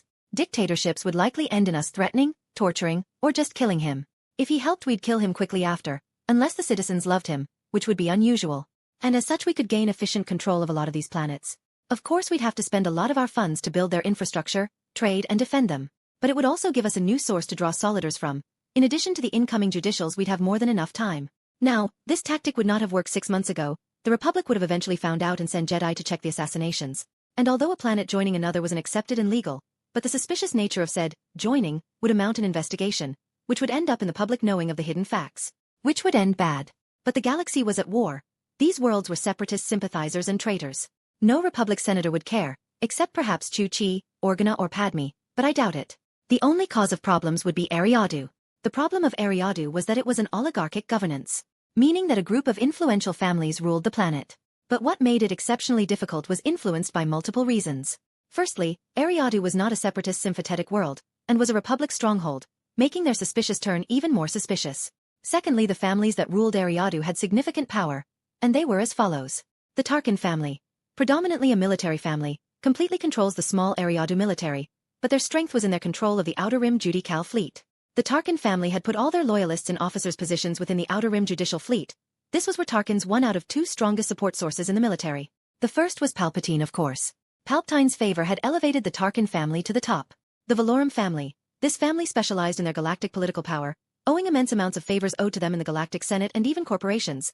Supreme Chancellor Valorum's failure slightly diminished their standing, but they still held strong. The Mahdi family. This family focused entirely on their planetary stationing, owning over 60% of the government, including city governors and civilian positions. But governor was the highest official position outside the families. The Tag family. The Tags were another strong family in Eriadu. They owned significant economy shares and had a lot of economical power on Eriadu and outside it. Additionally, they had a lot of talented scientists. None of these families could likely be bought. Perhaps the Tag family or Mahdi family could be influenced to join us. The Tag family entirely focuses on economy, and their economical strength would likely grow by joining us. Mahdi wanted positions, and they had a lot of potential growth in the large kingdom we would create. But before that, I needed to diminish Tarkin's power significantly, and Valorum's a bit as well. Well, in the end it would work out, I hoped. I had a few plans. But either if I went for control of Eriadu or just let them be, I needed to significantly diminish Tarkin's power. But I had one move that could potentially check Tarkin, and not even Palpatine could save him. But I'd likely need to heavily support Palpatine to make up for it later. But that would only be for after we take Sullust. And with that I felt a slight shift throughout the ship. I changed the holotable from the galactic map and towards the current fleet. Our fleet was facing 5 Looker Hulks, one less than the intelligence indicated. I would suspect that the Looker Hulk might have been called back to counter the potential of the Outlands Region Security Force. Something that shocked me at the start of my appointment in the Judicial Forces was that the Outlands Region Security Force, which was originally funded by Planet, actually became the Outer Rim Judicial Fleet after Naboo. The Judicial saw the potential chaos by pirates and mercenary forces and therefore began recruiting and expanding a bit more into the Outer Rim. I do not know if this happened in the original or a new thing in this universe. But this made things a lot more interesting. Immediately after we arrived, the ships opened fire. The Separatists had no way of knowing of our arrival due to the chaos of CIS Upper Command. And we deliberately jumped extremely close to the Looker Hulks. The Looker Hulks was put in a line. A center Looker Hulk and 2 on each of his sides, in one line. And their surprise showed. Although the Looker Hulks was controlled by droids, they still had the same problems as humans. They needed recharge, and I would assume the standard protocol was to recharge droids when not in combat. But it still barely took 5 seconds before they returned command. The heavy forward line just absorbed the returning laser fire, but the second attack line and the 1SG heavy line's combined fire was just too much. After less than 3 minutes, the Looker Hulk in the middle exploded in a chaos of explosions. None of the Looker Hulks had yet to launch any fighters, and nor would we. At least until they did the same. There was no reason to waste fighters whom will be important later on in an almost useless defense like this. After 15 minutes, only 2 single Looker Hulks remained. They turned towards the direction of San Rafsix, and the laser fire coming from our cruisers increased, shooting down a second Looker Hulk before they got in position. But the second shield held on until it positioned itself at the hyperlane jump point. But as all expected them to jump, they didn't, and our fire pierced their shields and straight into the engines. It was not yet down, but it wouldn't get away. Its hyperdrive must be down. I heard a voice over the fleet comms. Each of the ships had a position in the channel, and I smiled at that. What a great man. I heard the voice of a clone. And due to him, I'm pretty sure that they won't suspect the reason of their failure to jump could have anything to do with us. It was a great success. And as the last Looker Hulk got down, our fleet approached the planet and blockaded it. Inarc was a major trade world, but it barely had Separatist droids on the surface. A quick raid aimed at the Separatist droid outpost removed the final of their forces. The Looker Hulk sent down 667 LAT/Is to the surface, followed by 50,000 E5 blaster rifles and sufficient building material. We'd create a military outpost on the outskirts of the capital city, Inarc City. Additionally, the governor was sent down and began discussion with the government. We also found out that Inarc was a republic democracy. And with that I went to sleep. I wouldn't bother myself with all these no-matter planets. That'd be beneath me. Chapter 68. Sullust. Now, the past 2 days our fleet had completely destroyed any separatist opposition. Additionally to that, Inarc had already joined the Veridian monarchy, or whatever I'm going to call it. There were close to 0 reasons for one to not join after openly siding with a separatist and then getting defeated. The Republic Senate would not give them a break anytime soon. The Senate was noticeably angry at the Confederacy of Independent Systems deserters. Even in the General Senate, where all was equal, the separatist senators were put even beneath them. Usually the only difference would be 2 parts. The core and the general. All had planets and worlds of different importance, but they had 1 vote, and the only difference was their station within the factions. The same could be said for the general. But here there were thousands upon thousands of senators. There were always a bigger fish in the pond, and the factions regarded all planets as equal. Unless you led a party, then you were not above anyone else. In the core, the lower numbers allowed those with remarkable influence to buy or continue other core senators. But in the general, few would bother spending influence to convince one planet. And as such, the separatist planets had few choices. join Mandalore's neutral party and gain solace in those 2,000 members but get even more insulted and looked down upon by the rest. Or you could gain an equal station by putting yourself underneath another strong planet. And there were multiple kingdoms, even empires in the Senate, they had planets with their own governance under them. Mandalore has the large Mandalorian sector with multiple governored planets. The way it worked was that any planet underneath another would get a position in the Senate as a representative. And senators with multiple roles also got a representative added to them, such as what happened with me. And a representative of a leader in a core faction would gain an undoubtedly large amount of status, even elevating that of faction leaders in the General Senate. The current members of the Veridian House was Rena, Yag Tool, Bestine, Fonder, Folis, Talon, Giju, Harrin, Andera, Inarc, Gorman, Koarivar, Kifel, Kifex, Ter, Abrigado Rai, Boter, Kittle Fard, Bardutta, Damisol, Protobrank, Sanrafsix. These were all the current ones, and my plan was to announce the Veridian Kingdom's creation after we take Sullust. Of course, Thyferra would serve as its capital, with me as king and potentially Padme as queen. We had a total of 23 planets, including Thyferra. The current ranks distributed to the different planets would be as follows. Folis Grand Duke, Fonder Grand Duke, Runa, Duke, Yagtul, Duke, Giju Marquis, Andara, Marquis, Bestine, Count, Heron, Count, Ter Count, Inarc, Count, Talon, Viscount, Kifu, Viscount, Kifex, Viscount, Kittlefard, Viscount, Protobrank, Viscount, Gorman, Baron, Koarivar, Baron, Abrigado Ray, Baron, Boter, Baron, Bardata, Baron, Damisol, Baron, Sanrafsix, Baron. Each world would be able to appoint one lord to hold said position or I may.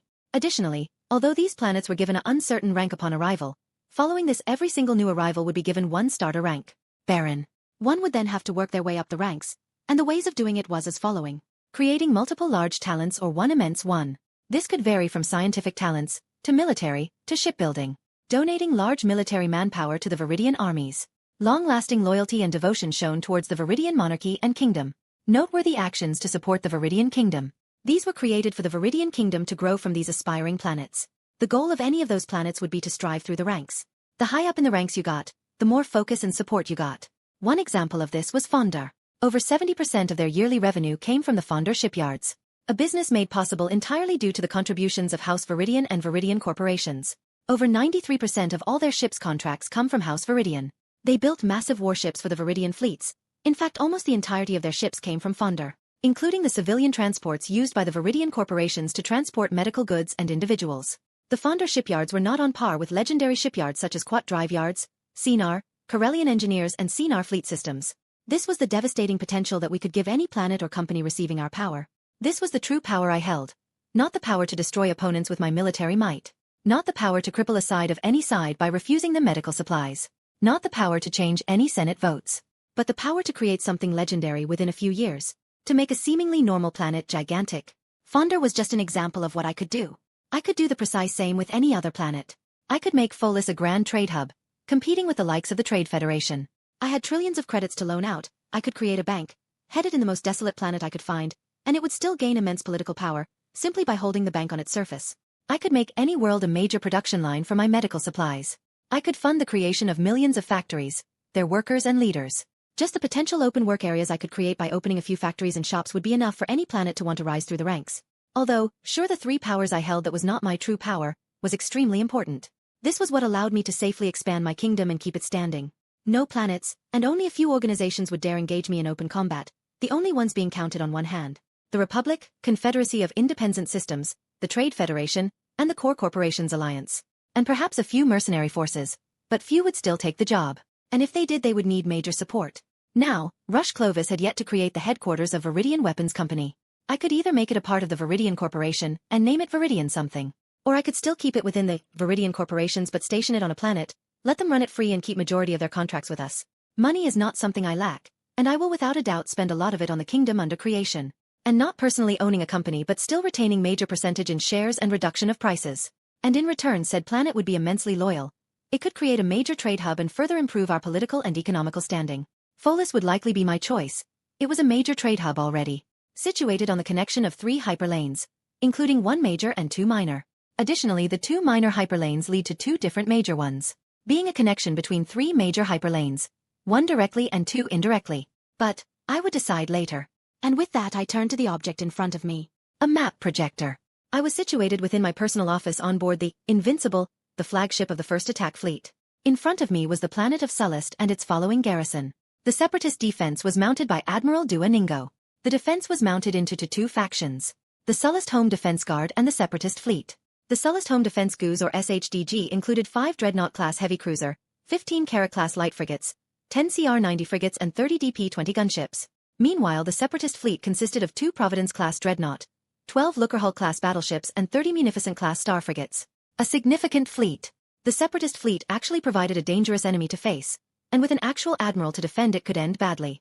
In total the fleet numbered 2 Providence-class Dreadnoughts, 12 Looker-Hull-class battleships, 5 Dreadnought-class heavy cruisers, 30 Munificent-class star frigates, 15 Carrack-class light frigate, 10 CR-90 corvettes, 30 DP-20 gunships. Meanwhile, the only ally we had was the Judicial Outer Rim Fleet, which consisted of 15 Dreadnought-class heavy cruisers, 12 Arquitans-class light cruisers, 15 modified Consular-class cruisers for warfare, 20 CR-90 corvettes. Their fleet could likely contest with the Sullust Defense Fleet Guard and 5 Munificent-class star frigates. Perhaps more. After looking at the map for a bit, I headed out and towards the War Council. Another problem with Sullust was Sorosub. They were a corporation owned by the Commerce Guilds and they had headquarters at Sullust. They controlled significant parts of the Sullust government. I'd need to forcefully expel the Sorosub employees and leaders, perhaps use their factories to create my own armory corporation. Might be something to consider. As I arrived I found everyone inside. Admiral Trench, Commander Pelion, High General Plo Koon, General Kenobi and Commander Skywalker. Alright, let's begin, I said as I sat down at the head of the table.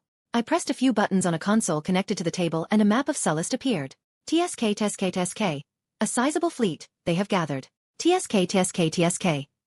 Trench said. Honestly, I'm shocked Yularen managed to work with him to save me, especially as he destroyed him in the Battle of Malastare Narrows. But it seems they have grown a relationship of respect and rivalry. Indeed, and they have a fleet of beings as well. Plo Koon said. TSK. My advice is to form the TSK usual formation. And TSK. Take advantage of any openings. Trench said, it was a strong choice. If we would think in straight-up duels then it would go similarity for us to win. 1 Imperator, 2 Providence-class dreadnoughts, 1 Imperator, 5 Looker-Hull-class battleships, 1 Valiant, 3 Looker-Hulks x2 is equal to 6, 1 Valiant, 9 Munificents x2 is equal to 18, 8 Gladiators plus 25 Carracks, 12 Munificents, 5 Munificents, 5 Dreadnoughts. Then the remaining 12 Acclamators could easily take the rest, and then the Looker-Hulk and Carracks won't need to fight. But this was in simple power output strategies, failures, luck, all these could factor in those duels. Perhaps a Imperator will lose against 2 Providences. Or a Imperator can't take 5 Looker-Hulks. Or perhaps Admiral Dow sends all his fighters to one side or our fighters lose against his. I and Padawan Skywalker shall join the starfighter battle. General Kenobi shall remain for any boarding actions from both sides or assistance. Plo Koon said, as the Jedi in charge.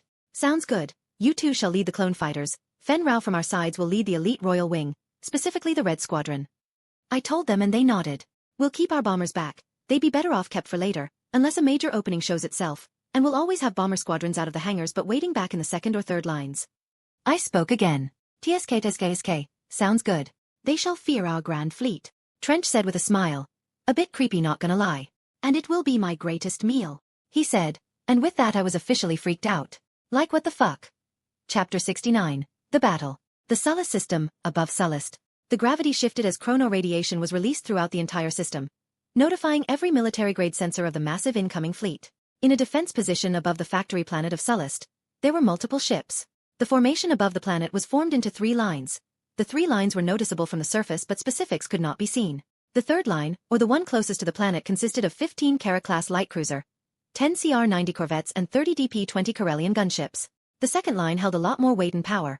A line of 30 Munificents and 5 Dreadnought-class heavy cruisers. The second line was formed into 2 levels, 15 Munificent-class star frigates on the bottom, and 15 Munificents on the top. In the middle, there was also a sub-formation of dreadnoughts, 3 in the first level and 2 in the second level above the first. They have slightly bent the line coming into a sidewards, as in a way to surround the jump point. Meanwhile, the first line was the one with the heaviest weight. It comprises of 2 different ships, Looker-Hulk-class core battleships and Providence-class dreadnought. These 2 were the heaviest battleships in the Confederacy of Independent Systems, both in weight and blaster output. This formation was more standard, forming a straight line. The 2 levels of the previous second attack line was spread enough for all of the ships to be able to ship in between the levels, which the CIS leadership had done, forming their first line a bit forward but undoubtedly between the second line. The 2 Providence-class battleships were precisely in between the dreadnoughts. While the Lookerhulks were split into 2 units of 6 Lookerhulks, each unit was placed on either side of the Providence. The duel of Providence-class battleships were put slightly in front of the Lookerhulks. Straight in front of the CIS defensive formation, the newly arrived opponent fleet had initiated a formation. Focusing on the 2 Imperators and 4 Valiants, the enemy fleet formed up with them in the forward heavy line. However, the heavy line was supported by a small sub-heavy line. Not quite the second line but not enough to fully compare to the opposite heavy line of the CIS. This includes 8 Gladiator-class Star Destroyers. They would be officially a part of the heavy line but they worked to support the heavy line. Following that was the second line or attack line. This line was composed of predominantly of the Carrack-class light cruiser. An entire 50 of them spread out. The ship possessing most firepower was the Munificent-class Star Frigate, which numbered 5. Additionally, the second line also includes the Republic-used Acclamator-class assault ships, 12 of them in total. They possessed good firepower, but still less than the Munificent. Lastly, there were also 20 Cumulus-class corvettes. The third support line included 2 massive Lookerhulks-class battleships as a focus trooper and starfighter carriers. The starfighters were supported by 40 DP-20 Corellian gunships. Furthermore, 15 CR-90 corvettes were spread throughout the line. The remaining 25 Carrack-class light frigates were also found there. The formation of the Veridian fleet was equally standard as the CIS counterpart. 2 Imperator-class Star Destroyers formed the middle of the formation, and also formed up at the point of the formation. Supported by 4 Valiant-class Star Destroyers, 1 on either side of the Imperators, slightly behind the Imperators. The 8 Gladiators were formed behind the Valiants, with 2 of them in the escort position of each of the 4 Valiants, elevated slightly behind and slightly above the Valiants. Being on each side of the Valiant bridges, the Gladiators loomed under the protection of the Valiant, slightly covered but all the weapons unhindered. The second line meanwhile was formed upon the wing of the Valiants.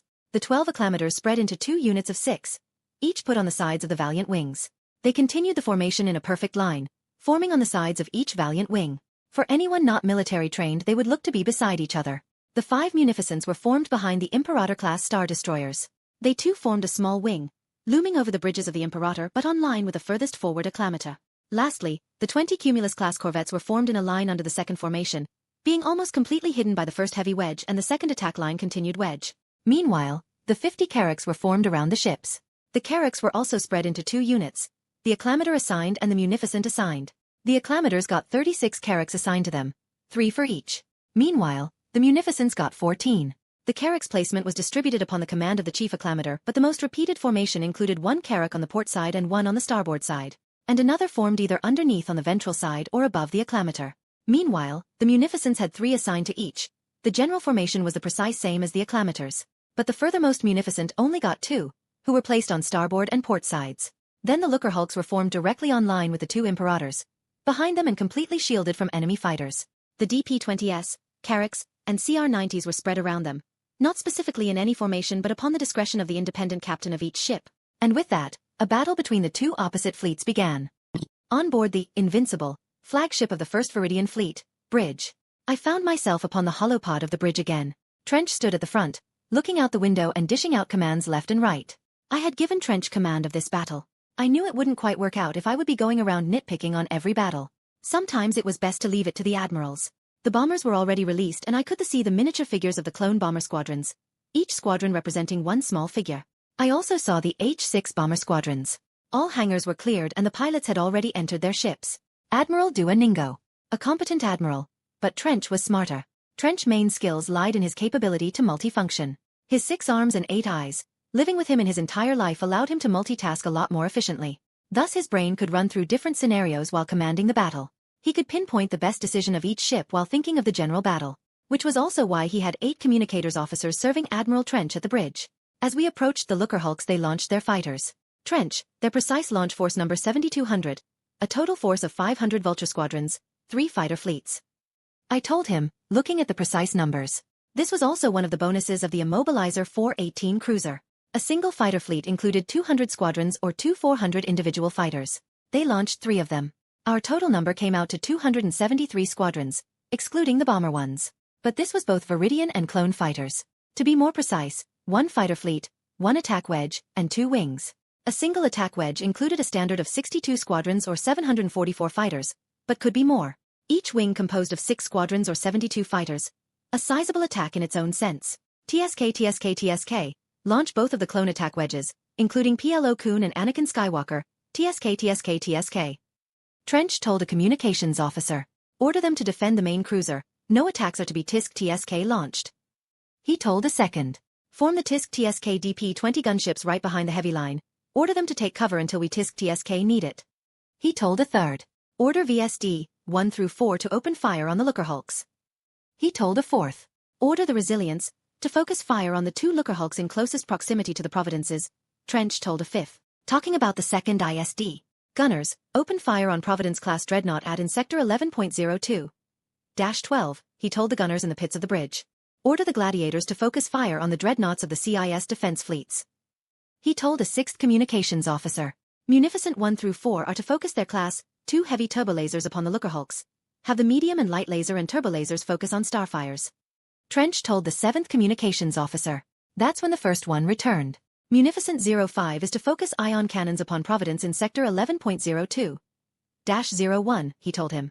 He ordered fire upon the Providence currently not receiving primary fire from the Imperator-class Star Destroyer, Invincible.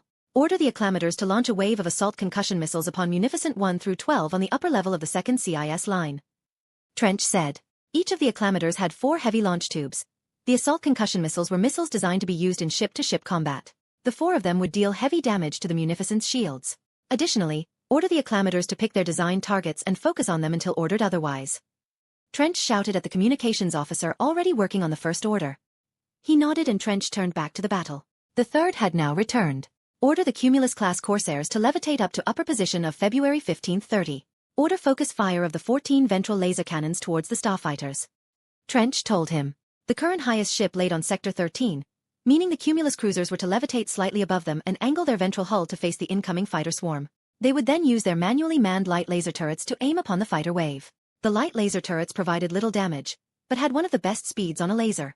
Although the power output would be lower, the unshielded vultures would not last a single shot from them. And like that, Trench continued to manually change every small part of the battlefield. His mind running 1,000 thoughts per second. Admiral Dua, on the other hand, had maintained a still position. A few of his Munificent moved forward or backwards depending on their level of damage, but otherwise remained still. The Acclamator missile wave of 48 did quite well, with 34 of them hitting due to the clones' immaculate training. Only severely experienced veteran gunners, whom have experienced war, could match the non-veteran gunners of the clones. Their genetic modifying to make them learn faster and easier was truly a life hack, and I could not reproduce it. Unless I began modifying my gunners as well, that might be something to look at. After all, the Death Troopers became undefeated in 1v1 unless faced with a Jedi or a natural beast, although they did lose their ability to speak basic. But most admirals and officers getting Death Troopers assigned to them knew how to talk to them. Don't know if it was a speech method designed and learned by Empire High Command only or the result of the downsides of genetic modifying, but if they lost their basic, then no thank you. And I never saw someone other than Death Troopers speak that language, so others could likely not speak it. Perhaps a designed flaw or an undesigned flaw. Either way, like this, the battle ensued. The clones, under the leadership of Plo Koon and Anakin in the field, and supported by Obi-Wan Kenobi on the ISD Resilience, held on quite well. The current odds were 1 clone for every 3 vulture. But I knew this was only the starting wave. All the clones and Trench knew that as well. But the clones were clearly winning, and they had reinforcements available, so it would work out. Meanwhile, after 8 minutes, no ships had been lost on our side.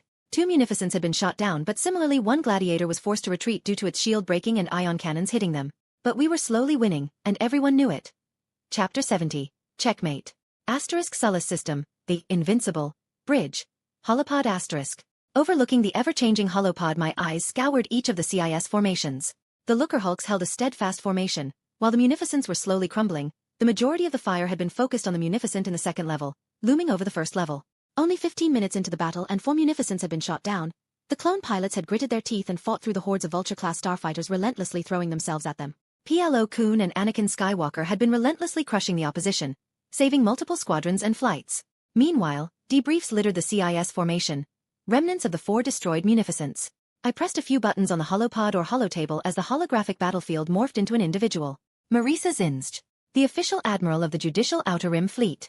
The previous, Governor-General Tarkin, had already abandoned his positions to serve as an admiral of the Republic Strategic Command. Zinzj was also in the process of joining the Republic High Command, but she temporarily served the Outer Rim Fleet. Marisa Zinzj, this is Grand Admiral Thalron Veridian. You ought to take your fleet and join us in our siege of Sullust. I told her, a hinge of superiority in my voice. She immediately became conflicted, and I expected said outcome. My own Munificent-class star frigates had intercepted an order from Tarkin to Zinzj, ordering them to remain on Eriadu and refrain from assisting us in any way. Tarkin sensed a threat in my recent build-up and garrison of his sector, and he should be. Sir, I am afraid I cannot. The CIS forces has dispatched a fleet to Clackdoor. The only reason they have yet to lay siege to Eriadu is the presence of our fleet. Zinj tried desperately. I do not care, the preservation of the Republic attack fleet far surpasses a potential. If they attack, the Sullust defense force is the first major milestone, one which we must break through. We can then follow up with an attack down at Clackdoor or Eriadu if they attack. I told her, and I could see a slight frustration building up. I was now the big, corrupt, self-preserved military guy in her story. The undeserved one. Except I had all right, and my move could be seen as strategically accurate. I understand, I'll send my fleet there now. Zinj said. Get to it. And that was an order. You do not get to refuse. If your fleet is not here within 30 minutes. I told her dangerously before cutting the connection. That's when I smiled and pressed a few more buttons. Now the holographic view of Wolf Yularen, who was heading to Coruscant. Give Project Y new orders if the serviceman leaves, attack and kill all government and the 5 family-related prospects. Make it so it comes from Count Dooku himself. I told him, in a slightly coded message but not too much, enough for someone not to be able to convict me of it. Project Y was a newly founded luck project. We managed to interpret a signal from Raxus on our way to Inarc. The only way we found it was complete luck. It was sent to the Sullust fleet and the message included a bunch of programmed orders, to a tactical droid. After reading it we found out that it was an order for one of the Sullust Defense Fleet tactical droids to take 10 munificents to Clackdoor, to keep the Eriadu fleet in place. But luckily, due to my heavily invested area of cyberhacking, we managed to input a virus into the command. Now we essentially had the ability to give the droids orders that he believes comes from Raxus. Essentially, we had our own CIS puppet fleet. The order was, if the Eriadu fleet left, attack and kill the entire official sector, government, police, military, and political parties. Everything.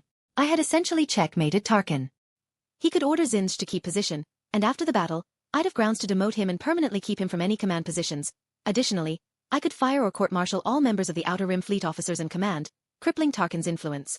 And if he sent his fleet then Eriadu would be taken over and all of his heavily corrupted government would be gone, setting the stage for a new Veridian-influenced government. And the genius of it all, he didn't know it.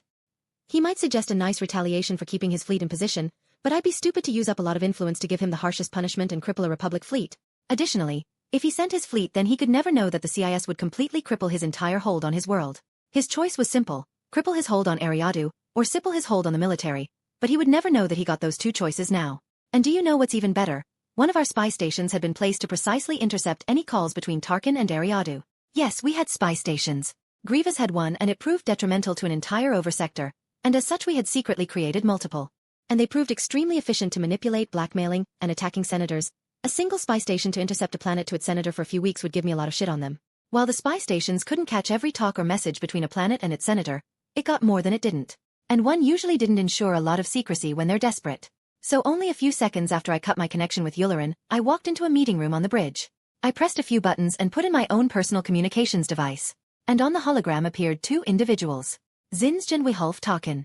Of course they could not see me, but I could hear and see their entire conversation. Sir, Grand Admiral Thalron has ordered us to support him. He sounds as if he is losing, Zinj told her Tarkin in a neutral tone. Tarkin did not appreciate uncomposed individuals. Do not support him. His fleet would be a good riddance. I'll prepare countermeasures for any retaliation of his. Tarkin said with a smirk, thinking he'd won. Understood. Governor Tarkin. Meri Saut. And with that it ended. I smiled. No, I straight out grinned at that. However, I turned around and walked out, heading to the main bridge. But as I entered the communications command room behind the bridge, where the holopod lies, what awaited me was not as expected. I had completely zoned out the battle these last 10 minutes as I contacted multiple individuals and prepared plans. And what awaited me was their entire second line in chaos. Bombers zooming across their entire second line. I turned to an officer beside me, working on the crystal walls. What happened, Lieutenant? I ordered. My lord, the clone pilots ended up winning the early starfighter engagement, and as Admiral Trench faked a bomb run with about 2 squadrons and a lot of fighters, the enemy panicked and sent out all their starfighters. The officer said. Trench responded by launching all our fighters, but as they engaged all our bombers jumped out of hyperspace. I do not know how but they jumped in perfect synchronization and were in bombing positions, and with all fighters gone they wrecked chaos across the second line. He said again. Trench had truly outdone himself again, but I would not think a genetic admiral would be so stupid to leave his shit undefended. I guess he was cocky enough to think the Vulture whom outnumber our pilots over 10-1 would easily win and didn't think we would fight back. Turning my eyes back to the hologram, I saw our entire fleet charging at the Separatist formation, the Imperators and Valiants leading the charge. 1 Looker Hulk and 1 Providence was already down due to the relentless attack of all our forces, The Munificent held off our entire second line quite efficiently, and with them gone we could focus on the first line. The Vultures, however, still proved a dangerous wall, but the panicking CIS admiral had ordered about half of the Vultures back to deal with the bombers. But by the time they arrived, the bombers had destroyed both the top and bottom levels of the second line and jumped into hyperspace. And our 125 squadrons of clone pilots and 148 squadrons of Veridian fighter quickly began handing the ass to the Vultures in 5v1s. The Royal Wing led by Fen Rao leaving a patch of destruction, taking on multiple attack wings on at once. Meanwhile, I saw the CIS remaining forces take those Vulture having been sent to deal with the bombers onto their ships and try to escape into hyperspace. But of course it wouldn't work. And by the time they realized that, our fighters were already upon on cruisers and the bombers had jumped back into the battlefield.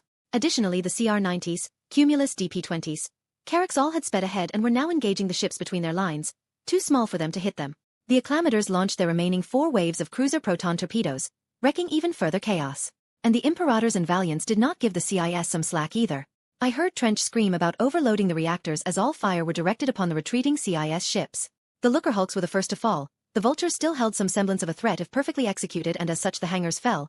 Starfighters camped on the Vultures streaming out, destroying majority of them. In less than 5 minutes the remaining 11 Lookerhulks were completely destroyed. The Providence then performed a suicide attack, attempting to ram our flagship, Imperator-class Star Destroyer the Invincible. But of course that did not work and they were completely fried into a crisp by the time they reached the 1/5 mark, even with the Imperator running at full speed towards them as well.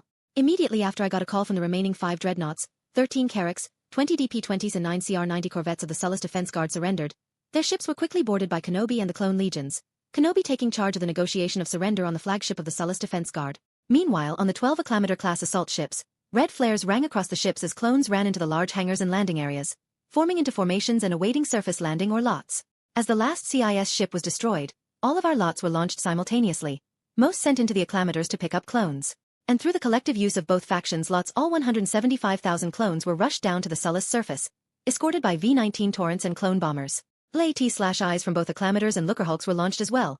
Those coming out of the Lookerhulks carried the AV-7 vehicle artillery pieces, while those coming out of the Acclamators carried AT-Es and other ground vehicles.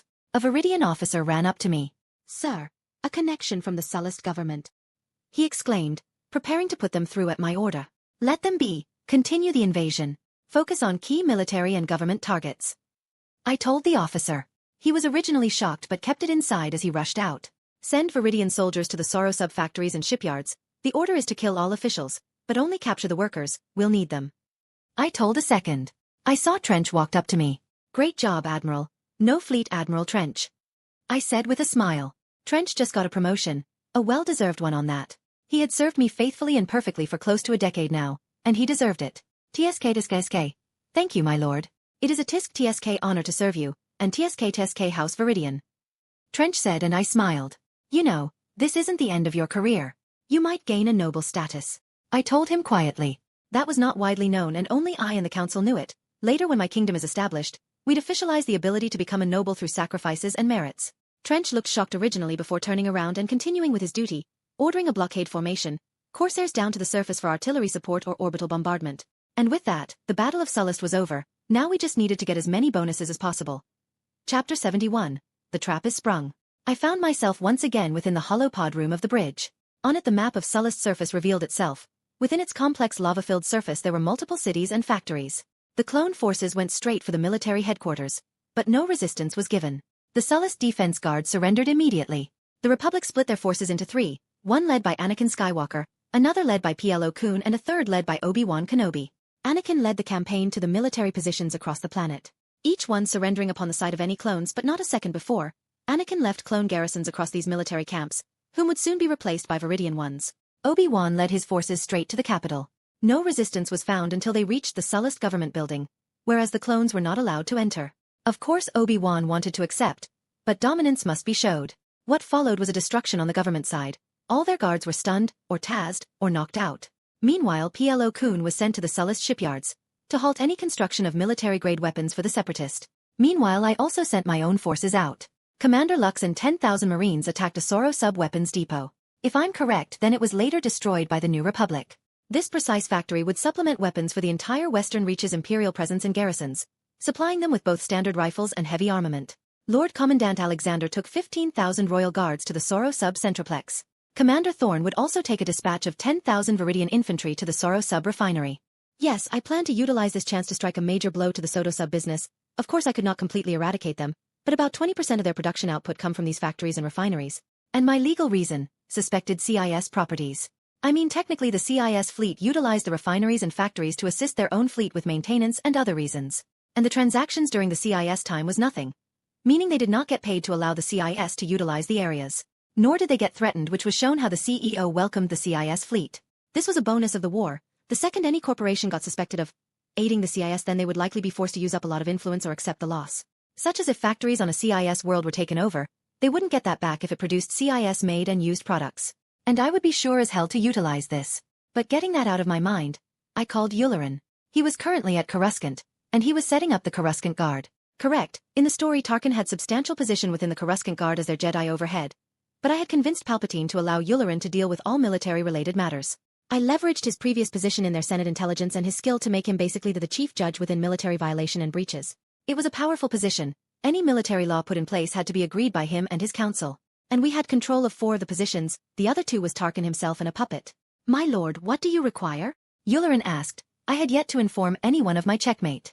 Good to see you, Thalron. Today, during the siege of Sullust, I gave a direct order to Vice Admiral Marise Zinj to assist us. She did not listen, and I caught a communication between Admiral Tarkin and Zinj. Him telling her to refuse it. I told him. Thalron wasn't even shocked. He assumed I'd move against Tarkin sooner or later. Well, that's first-degree insubordination, first-degree conspiracy against Republic High Command, conscious sabotage of Republic operations, sabotage with the attempt to kill Republic High Command. Thalron said, going over the major ones. You'd be within your rights to either execute both Zinj and Tarkin, or terminate Zinj, demote Tarkin and terminate all their officers. Thalron said, and I smiled. Very good. Mobilize the Coruscant Guard and apprehend Admiral Wilhuff Tarkin. He has been demoted to the rank of captain for the charges you find fit. I told Thalron and he nodded. I'll contact Strategic High Command later. I told him as the communications cut. I turned to Admiral Trench, whom were on the bridge.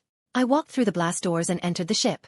Trench, create a second task force of 2 Valiant-class Star Destroyers and 5 Munificents. Also include the Immobilizer. I'll be taking a quick trip to Eriadu. I told him. Qu'est-ce I smell chaos, very good. Qu'est-ce Trench said, and I chuckled at that. And with that I began heading out. I took a quick shuttle to Valiant-class Star Destroyer, the Dauntless. The VSD used in the Battle of Naboo, destroying over 6 Lookerhulks while taking the entirety of their fighter.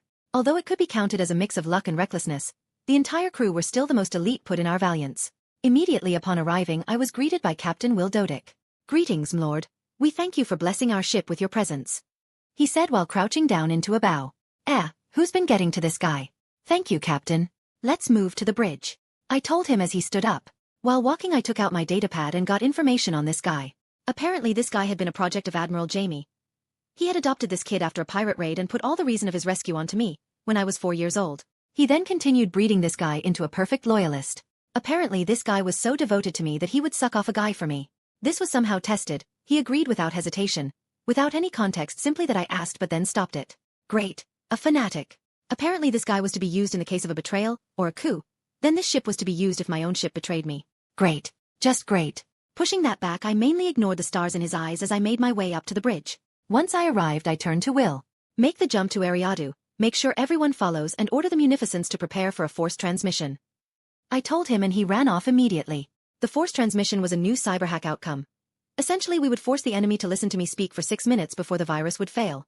There were also no recorded use of this type of cyberhack and as such there were no defenses, or on ships. A few seconds we jumped to hyperspace. The journey would take 15 minutes and as such I began preparing my speech. However, 5 minutes before our arrival I went to the holopod. Before me appeared Marisa Zinj. Greetings, Vice Admiral. I am here in regards of the insubordination and conspiracy against the Republic. I told her, and her facial expression turned from calm and prepared to shock. Please bring your second in command here. I said, not letting her think. And of course she would not deny another direct command. Especially after the accusation I just threw. And in came Laszlo Doritz. Laszlo Doritz, in regards of the recent insubordination, Marisa Zinj has been demoted to crewman first class. You are to immediately turn off all shields and weapons, prepare for boarding parties and set all ships on lockdown. No ships or communications are to escape. I told him, if any of these conditions are breached, we will find out. And you alongside your entire family and friends will be put in the Coruscant jail for gang members, and the women will be put in the men's section. I do not need to explain further, do I? I asked him, and with a gulp he nodded. Good. I'll be there in 3 minutes.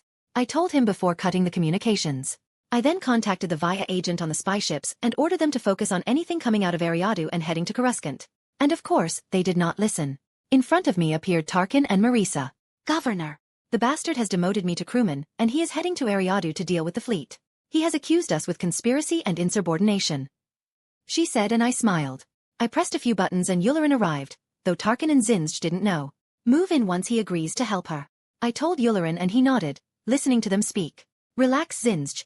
You must remain composed. He cannot do this. I'll give you the list of officers to make sure are not arrested and officers in the Republic Navy whom support us. Contact them if needed. He said, as I saw him put something in his holopod. Catch that. I exclaimed into my comms, directing it at the spy station also listening in. Yularen, move in. I told him. And about 15 seconds later Coruscant Guard riot troopers broke into his room and arrested him. He screamed about being an admiral and Palpatine not going to have this, but he was ignored. Zinj looked shocked but shut down the connection, and along it did Yularen disappear. And a few seconds later the list appeared, they had caught it. I smiled as I read through the judicial names. I then furthermore sent them to all troops. Ensure these officers are arrested and put in separate cells. It said on the message. That's when Will came in. We're approaching Ariadu in 20 seconds, Your Grace. He told me and I nodded. With that I walked onto the bridge. Order the munificents to immediately perform planet-wide jamming. And prepare the force transmission. I told a communications officer. Just in time for us to jump out. In front of me the entirety of their fleet appeared. They had recalled all forces due to the CS presence around them. Initiate force transmission and jamming. I told a communications officer as I prepared for a light to blink green, showing the success of the force transmission. Soon enough it became green.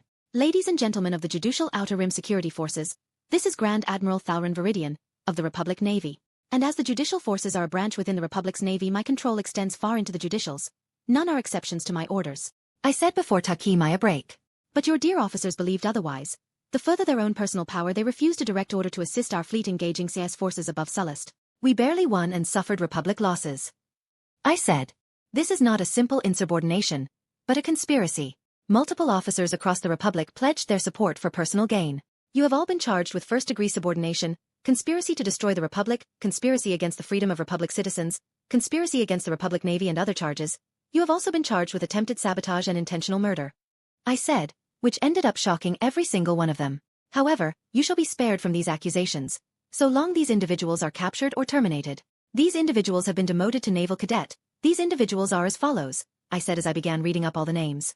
Meanwhile lots were ushering out of the Valiant-class Star Destroyer and the 5 munificents. Landing within the hangars of the 15 dreadnoughts, boarding pods were also shot out, aimed at the judicial ships without hangars.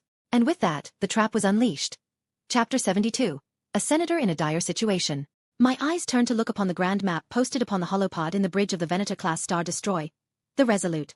In front of me appeared a single Providence-class dreadnought, 6 Lucrehulk-class battleships, 26 Munificent-class star frigates. The formation was quite a decent one, according to reports based on the flagship, Mar-Tuk, of the Achievement. He had positioned his flagship in the middle, a Providence-class Star Destroyer. On both sides he had 2 Lucrehulk-class battleships, and then on both the starboard and port side of his Providence, there were 2 Munificents after the first Lucrehulk, then a second Lucrehulk, and then there were a further 3 Munificent until the next. This was copied on both sides. His right and left wing both held 13 Munificent-class star frigates and 3 Lucrehulks. 5 Munificents in total between the first and third Lucrehulk on both sides. Then a further 8 spread thin throughout the half rotation of the planet. Our forces included 4 Venator-class Star Destroyers, 2 Acclamator-class Star Destroyers, and 3 Pelta-class transports. Beside me stood Anakin Skywalker and Captain Rex, and on a holographic display stood Obi-Wan Kenobi. Grand Admiral, we'll leave the total strategy to you, but in the meanwhile, we've got a cloaked ship that we can use to bring resources to the citizens on the planet. Obi-Wan said. Sounds good, however. I wish for both of you to remain with the fleet. We might need to board enemy crafts or use starfighters, and I've seen the pair of you do both those things perfectly. I told them. Obi-Wan looked conflicted before eventually relenting. Well, we won't stand a chance against that fleet. They will tear us to shreds if we engage them in open combat. Captain Rex admitted. I focused on the hologram as a plan was devised. All right, we'll split the fleet into 3 units. I'll lead the first unit, Obi-Wan will lead the second, and Anakin the third. I told them as a picture of our fleet appeared. I'll take 2 Venators to Unit 1, Units 2 and 3 will be given a single Venator and an Acclamator, I told them. We were currently situated on Mon Gaza. Both of you will take the Lannic Spice Run to Lannic and then switch to the Triellis trade route till Arcanis, where you will take the Corellian Run to Savareen. I told them. We'll head to Helzel, and upon your arrival in Savareen, we will jump a few minutes after you. The plan is for both of you to jump to opposite sides of the system. You will face the back of the planet, opposite side of the CIS blockade, and you will both then attack the tip flanks of the Kristophsis blockade. The goal is to take out 5 to 8 Munificent-class star frigates. I told both of them. Obi-Wan looked a bit astonished at the strategy while Anakin smiled. Following your victories, our fleet will jump into hyperspace and form a rear guard for your retreat behind the moon of Lysis. I told them and they both nodded. But how will we deal with the remaining fleet? Even in the best-case scenario, they will still have 10 Munificent, 6 Looker-Hulks, and a single Providence. Anakin asked. The result of our attack will force one out of two options. One, the enemy weakens their center to defend their flanks and outer ranks, or they strengthen their center and abandon the sides. I told them as those different scenarios played on the hologram. If they strengthen their center, then we will launch an attack before sending the transports around the side through microjump, completing the objective of supporting Senator Organa. I said as the scenario switched to them strengthening their flanks, which would likely include sending a single Looker-Hulk of each wing to the flanks, alongside the 5 Munificents. We can attack the middle and push them back due to our fighter superiority. I told them, and with that the plan was bred. As I looked at the board I began considering Mach 2's strategies. In the Battle of Ryloth, he held back 4 of his cruisers and sprung the trap. But the Veridian intelligence agency has cleared any of the surrounding planets of separatist forces, so none could be there. Unless he took the risk of launching them into deep space, I don't see how he could have reinforcements. Furthermore, the numbers seemed to match that of the episode. However, as Obi-Wan was about to leave I turned to him. Send out the cloaked ship, and have them check the enemy ships for activated shields, numbers, specifications, etc. And then send them down for supplies. I told him and he nodded before walking out. Anakin remained however and I left. The Resolute would be used by his unit after all. I boarded the Defender as my temporary flagship. The second Venator was named the Redeemer. The hologram showed Anakin and Obi-Wan fleets leaving together, and with that, I turned the holographic map towards the Ariadu area and our campaign there.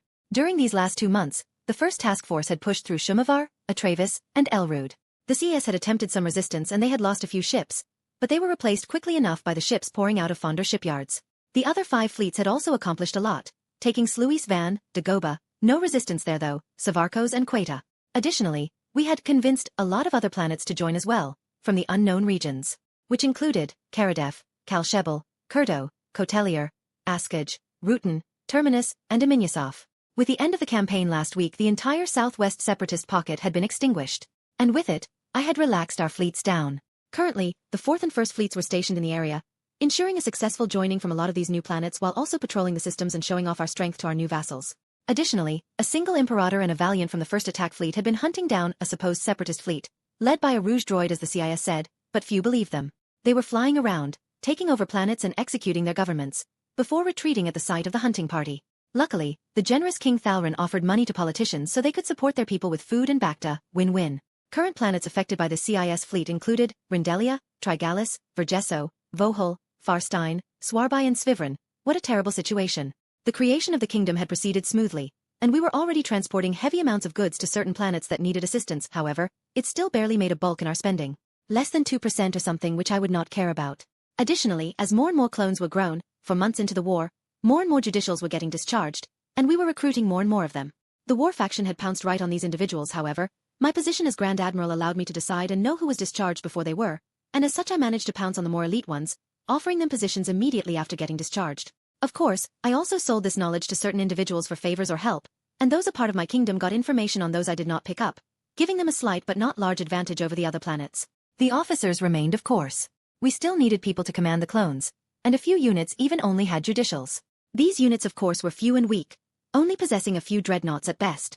I had also secured a contract with Malastare, giving me priority on buying fuel, even before the Galactic Republic, although I did suffer a 1% increase in total, but it did not really matter. A bonus of massive coffers. I kind of understand how the Trade Federation built massive and numerous useless ships, and enjoyed throwing the money trap that Vultures is at a problem. Kamikaze was a more damaging ability of the Vulture than mostly anything else, which was unique at best. Other than that, the Clone Wars was full in swing. We were being pushed on all points. We currently had 800,000 clones in service, expecting a further 400,000 in the next 2 months. The current rate was at 200,000 clones a month. However, we were still being pushed on all fronts. While we had yet to give away significant territory, we spent immense resources on holding and reinforcing the front lines, ceasing any and all attempts on major counterattacks. Only counterattacks included the elite legions and battalions of the open circle fleets completing small and impossible missions, like this one. Even my choice to enter this battle was 80% politics. Wanted a better relationship with Senator Bail Organa, and maybe get some kyber crystals for some research. The other 20% was my battle mind speaking. I wanted to fight space battles. And Alexander relented eventually due to the possibility of escape, even after losing. That fucker got Fen Rao on permanent flying duty in Scimitar, the second fastest fighter/shuttle to exist, only the Jedi starfighter capable of outflying it. but its bonus was its large space, cloaking device, and strong shields, plus a hyperdrive rating of 1 and a 5 as a backup. Quite the ship. But now, all I had to do was wait. Wait until Anakin Skywalker and Obi-Wan Kenobi arrived at Savareen. And with that I exited the bridge as we jumped to hyperspace towards Helzel. I did not care if the Separatists likely had spies there and they would detect our ships. Calculations said it will take 2 days for Kenobi and Skywalker to reach their destination. So I suspected that they'd keep the shields up a few hours on the first day. But as we remained still they are likely to relax, likely suspecting that we're waiting for reinforcements. Meanwhile, the cloaked ship was on schedule to make 3 runs down to the surface by the time the battle begins. I might have them reveal themselves and fire upon a ship with their shields permanently down due to damage, but that might expose them and I'd rather not. But in the end it all comes down to luck. And with that I went to relax the next 2 days. I was awoken by alarms. I quickly took on my standard Senate clothing, and as I got them on I heard a knock on my door. Opening it I found Robb standing there. "Your Majesty, General Kenobi and General Skywalker is awaiting you on the bridge. They've arrived," he said. "Very good, let's not keep them waiting," I said as we walked towards the bridge. As I arrived with the elevator I found Anakin and Obi-Wan on the holopod. "Greetings, generals. I suppose you've arrived?" I asked as I leaned over the table. "You assume correctly. We're both in position to jump to hyperspace. It would take 2 minutes to arrive through hyperspace and a further 30 seconds to reach the flank through a mini-jump," Obi-Wan said. "Very good, perform the jump. It is currently 9:23 in military universal time. We'll reach Kristophsis in 9:32. You'll have 7 minutes to destroy as many ships as possible. Launch all fighters upon arrival. Don't spare anything," I told them. They both nodded as the connection shut down. "Approximate time from here to Kristophsis?" I asked the clone navigator. "Approximate time is 2 minutes and 45 seconds. He told me. "Very good. Jump to hyperspace at 9 hours 29 minutes and 15 seconds. Sound the alarm through the ships and order all fighters to be prepared. Prepare boarding parties as well, if needed," I told the navigator, but mid-sentence I turned to a clone communicator. They both saluted me before running off. Now we only have to wait. Chapter 73, Phase 2.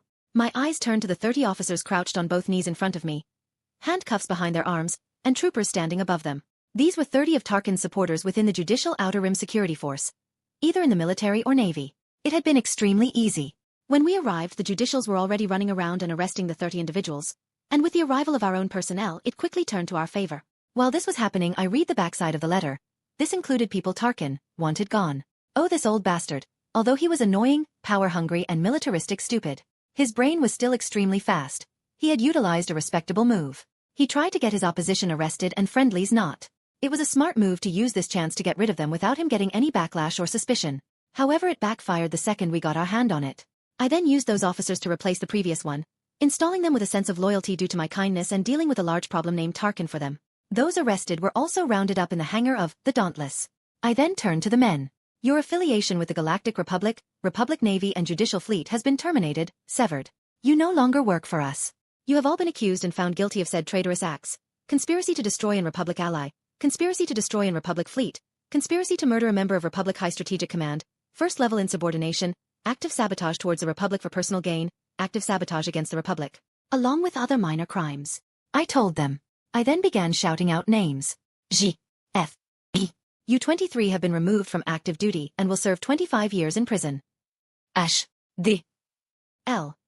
U-5 have been removed from active duty and will serve 15 years in a work camp and 20 years in prison. Marisa Zinj and Laszlo Doritz, you have been sentenced to death," I said, before taking out my pistol. This was a pistol I used for formal works. It was precisely the same as in Desert Eagle. It was black with golden outline and lines across the pistol. And with 2 quick shots I ended the life of those 2 supporters. They were something called slug blasters, and it worked like a Desert Eagle as well, shooting bullets. And with that I turned around and walked off as the officers were dragged to their cells. While walking I took out a handled holographic communicator and Yularen appeared. "Ensure the prison transport ship is attacked by pirates.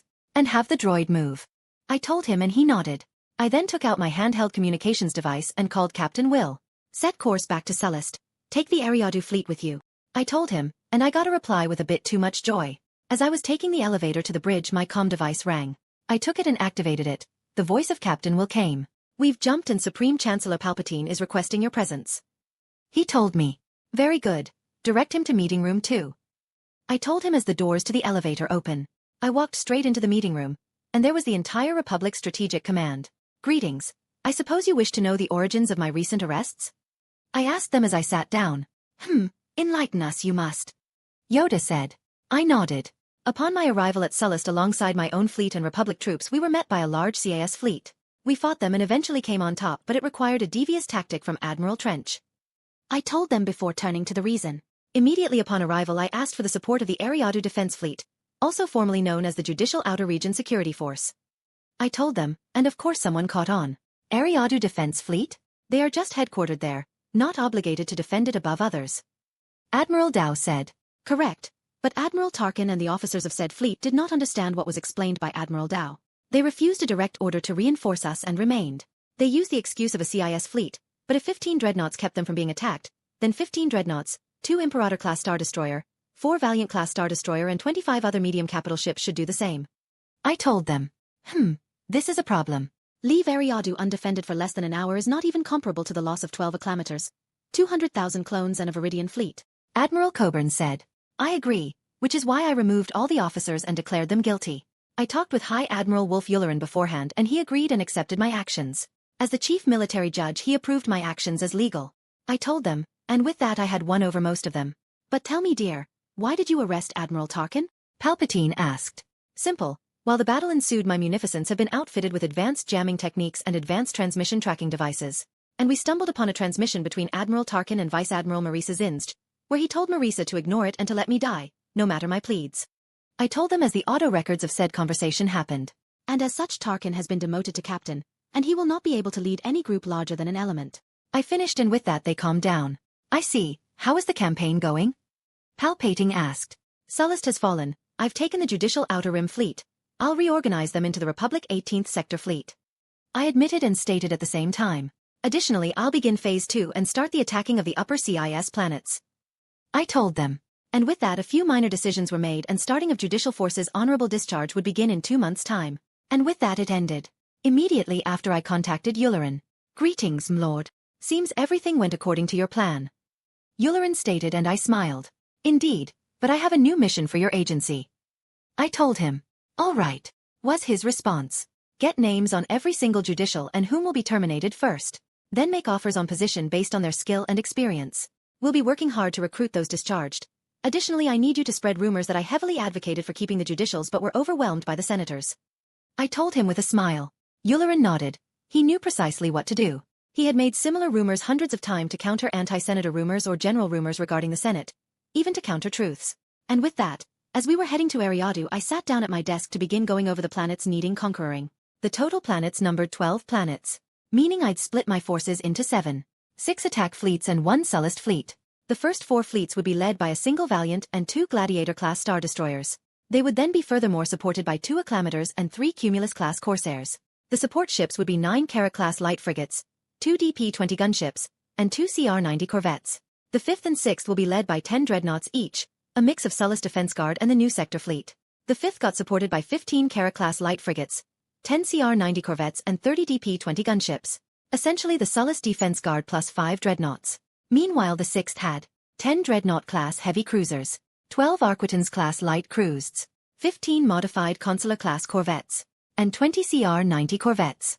Basically the entire Judicial Outer Rim fleet minus 5 dreadnoughts. Meanwhile the Sullust fleet would include 2 Imperator-class Star Destroyers, 5 Munificent-class Star Frigates, 1 Immobilizer, 4 18 Cruiser, 2 Cumulus-class Corsairs, 21 Kara-class light frigates and 8 CR-90 corvettes. There were also 2 Lucrehulk-class battleships but those might be moved around depending on circumstances. The first task force would be sent to the closest Bylura, which had a low population rate. They were meant to simply destroy any ground militaries and deploy a garrison. They would then move on to Arbra, which would be much easier and no garrison was needed. They simply needed to officialize their membership to us. Only 7,000 humans and 400 other species and would be convinced easily. After that they would return and escort a Lucrehulk to Plagium where ships could replenish troops put in garrisons and get new to put in others. Additionally, General Tyr was sending a single Lucrehulk down to Wustry, having 150,000 new Veridian troops, bumping our numbers to 350,000. Already placed garrisons would be replaced by local garrisons after their pledge to the Veridian Kingdom, and a bit of training the new garrison. The second task force would head to Indupar. They would likely be getting some resistance from the Induparan monarchy, but it wouldn't be enough. After that they would remain there until the rest return, protecting the hyperlane coming in there. Not yet named. I might just name it. Meanwhile the 3rd, 4th, 5th and 6th task forces would head together to Vondark. On Vondark we'd do a power stunt, and we'd take out the 100,000 strong militia or force them through surrender through either naval power or army. Following that the 3rd and 5th task forces would head to Lazirian through Plagian, where they'd likely fight a large battle against the 475 million population of Lazirian 4. Once there they would split up, the third heading to Runa to escort the Lookerhulks to Wustry. Meanwhile the fifth would head to Kirkoidia, which was largely unprotected. Apparently there were a single munificent due to General Worm Loathsome coming from there, but the fifth could deal with it easily. Their population was also not more than 20 million. Meanwhile, Wustry would be harder. With 18 billion in population, they'd be hard to control. As such the sixth task force was to simply blockade the planet, not allowing anyone to leave nor enter. They would attack together with the fourth task force, but after defeating their meager naval forces according to reports the fourth task force would head to Vandalhelm. I expected less resistance even though they had 40 million inhabitants due to their monarchy already in place and mainly being human. So the propaganda workers would have it easier. The fourth task force would then perform the long journey to Kin Yen through Yagtul, taking the planet with 2 million in population Epica while moving there. The fourth task force would experience most combat, which is why Dauntless was with them. Meanwhile the first task force would attack Epsi Nadir after delivering the Lookerhulk to Wustry. And after taking that they would head back alongside most other fleets or assist anywhere needed. If the fourth task force needed help then they'd ask the second home defense fleet on Yagtul, the Veridian fleet. After that we would take a break, let the garrisons return after planets join us and prepare for the larger part of the campaign. Perhaps get some Republic reinforcements. And with that we jumped out of hyperspace and I walked into the hangar. I would need to get back onto my flagship. Chapter 74, Campaign. Sullust System, on board the ISD, Invincible. 4 weeks after the Battle of Sullust. I smiled as I saw my plans coming to fruition. In front of me, the entirety of my fleet stood, including all clone forces and Veridian. However, the fleet also had a few additions, including 2 additional Lookerhulks. Anakin Skywalker and Obi-Wan Kenobi had left, to command the Open Circle fleet elsewhere, and our forces had been boosted by CC Tyan, a strong pilot in his own might, without a doubt equal or a bit weaker than Skywalker, but superior to PLO Kun. Following him was 3 Venator-class Star Destroyers, the perfect patrol battleships, or more of an all-round battleship. But that was not the only thing having gone as planned. I had just gotten news that my bounty hunter team had pulled through. They had snuck into the Geonosian Great Catacombs and assassinated the Geonosian Queen, and gained a large support of their mind-controlling parasites. They were already under protected research in secure facilities, attempting to redesign the Geonosian parasite to work for me, instead of the Queen. The first of the Katarn-class armor had been designed and they were being mass-produced throughout the new armories across Runia, the new headquarters of the Armor Tech Company. The Marines had already gotten themselves fully equipped and every week 50,000 units, all factories overworking. Additionally the ARC 9965 blaster rifle had also entered production, utilizing the already existing factories of Sullust, and the pre-made blueprints had already ensured enough units for the first attack fleet. The second and third fleets were getting them within the next month. Lastly, the fourth patrol fleet was also close to completion. The remaining Imperator-class Star Destroy and necessary support ships were 1 month away from completion. With that I'd have 5 fully functional fleets, 3 independent ones and 1 consisting of the numbers equivalent to 2 fleets.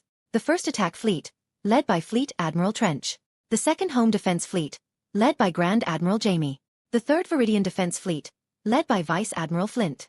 The fourth patrol fleet, led by Upper Rear Admiral Octavian Grant. Indeed, Octavian Grant. He was previously a part of a Tapani Over-Sector Judicial Defense Fleet, but due to our control of said sector and its change to the Veridian sector, he was given an offer to remain in his position as Rear Admiral. But for us, he had led all patrol efforts in the sector. He was both a direct combat strategy genius, but he had quite the knack for strategic movements and patrol strategies, including the formation of different patrol units, including quick response teams, scouting teams and heavy patrol teams, which is why he'd now be given official charge of the patrol fleet, meant to ensure the safety of all our vassals, which now also meant the vassals outside the 20th Veridian sector, which were parts of the 19th, 18th, 17th and 15th, which would be quite a task, which is why he got the large fleet. However, that fleet would be maintained in the same state. He would also get sufficient patrol vehicles from the Sullust Defense Guard and Judicial Outer Rim Security Force, which would surely be sufficient enough, although if not further ships could be given. The campaign on the lower pocket was also about to begin. We had yet to receive any separatist resistance. The CIS leadership had been correct in their estimate that the Republic would focus on the security of the core and mid-rim, and as such took this time to strengthen their hold on the major hyperlanes, especially focusing on Partemian trade route and the north of the Vidiian Way, essentially ceasing all Republic access in the outer and parts of the mid-rim. Their fleets were currently far too strong and many for the few Republic attack fleets and task forces to launch any remnants of attack. Instead the few attack forces were led by Obi-Wan Kenobi and Anakin Skywalker, alongside a few strong Jedi, focused on small but important targets and recapturing attacked Republic territories, such as Kristophsis and Arantara. Meanwhile the CIS forces were using slight attacks to test and keep our forces on high alert, launching fast attacks into our space, wrecking chaos before retreating. It seems that the CIS is attempting to lower Republic morale and their support from the civilians. A smart move. The Republic had lost almost all support within the mid-rims and outer rims, meaning any recapture is unlikely to be met with cheering. It is now every single planet for themselves. The only reason one didn't join the CIS would be due to their occasional moments of forcefully controlling their own planets. Additionally to the bad reputation of Sith and Count Dooku's rumors of being one. Lastly, the Veridian Intelligence Agency or the VIA had been working to discover the location of a certain separatist, secret weapon, or subjugator-class heavy cruiser. The gigantic monster of a ship, possessing 2 heavy ion cannons, 20 twin heavy turbo lasers, 20 twin medium turbo lasers, 460 twin light turbo lasers, 400-point defense twin light laser cannons, 10 proton torpedo launchers, 2 heavy tractor beam emitters. To maintain its large energy consumption by the 2 mega-ion cannons and over 1,000 different turrets and cannons, the subjugator-class heavy cruiser possessed 10 primary power generators, all put inside one massive power generator. It also possessed a secondary capable of maintaining the point defense cannons, led the ship running at half speed and jumped to hyperspace. Sadly, however, the CIS clearly crippled themselves in its creation. The ship posed 5 small hangars and 4 even smaller hangars on each side, ending up with only 144 vultures and 48 hyenas. The smaller hangars were used for shuttles and transports.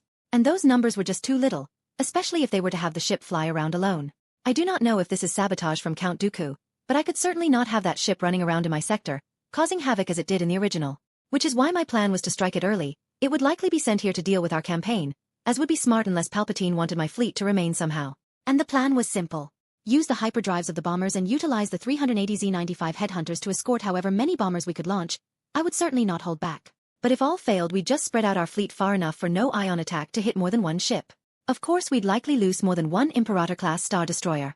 And if the bombers succeed, the plan was to board the ship. Not like Anakin and capture it. No, we'd capture that ship. I wanted that ship as my capital ship.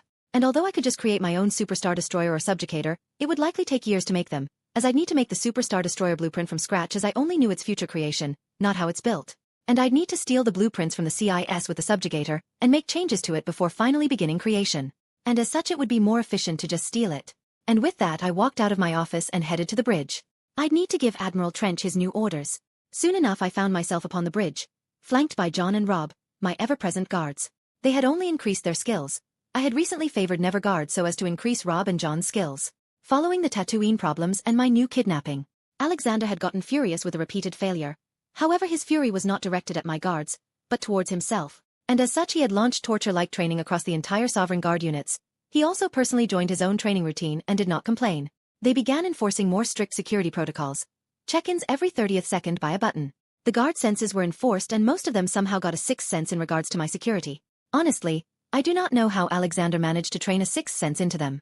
Or more 7th as it wasn't related to danger sense on themselves, but on me. But I heard rumors of some injections and operations on a few humans, so perhaps it had to do with genetic modification, which we had dived into recently. Santos had also joined the training routine. He had gotten a new backpack, which included a large shield generator. The thing was legit the size of 80% of his spine. However, he carried like it was nothing. Essentially he could create a 3-meter shield in radius, capable of withstanding artillery fire for a few minutes. Additionally, Alexander had legit screamed at the scientist to create personal shields for humans without the downside of increased radiation, without being forced to use armor. The scientist had created a few prototypes and as of yet none of the users had even gotten any more radioactive energies within their body. One such prototype was extremely close to being put into my clothes. The device was small, perhaps the size of an iPad in my previous life, and it was as slim as an iPad as well. As such I could have it put inside my clothes or on a belt, allowing me to safely activate it and shield myself from incoming fire. Additionally, my small bounty hunter team had wreaked chaos on Sorosub-owned or influenced worlds. Factories destroyed, owners killed, government killed. Sorosub had been witnessing a chain of problems. The bounty hunter team had relieved us of any immediate Sorosub retaliation, as they had no resources to retaliate. That was just in time for the bridge doors to open. Trench was overlooking the holopod, which showed a holographic map of the bottom separatist pocket and their fleets. No fleet had the capability to resist any attack, but if they united they would force a response with our entire fleet. But the subjugator would cause a problem. Luckily no reports of it had been found. It was quite hard to hide its presence. The Republic knew of its size and position multiple times. Every time it passed a populated world its existence would be revealed. And we would know. My lord, Trench said as I stepped in. Greetings, Trench. Let's start the bottom pocket campaign. I told him and he smiled.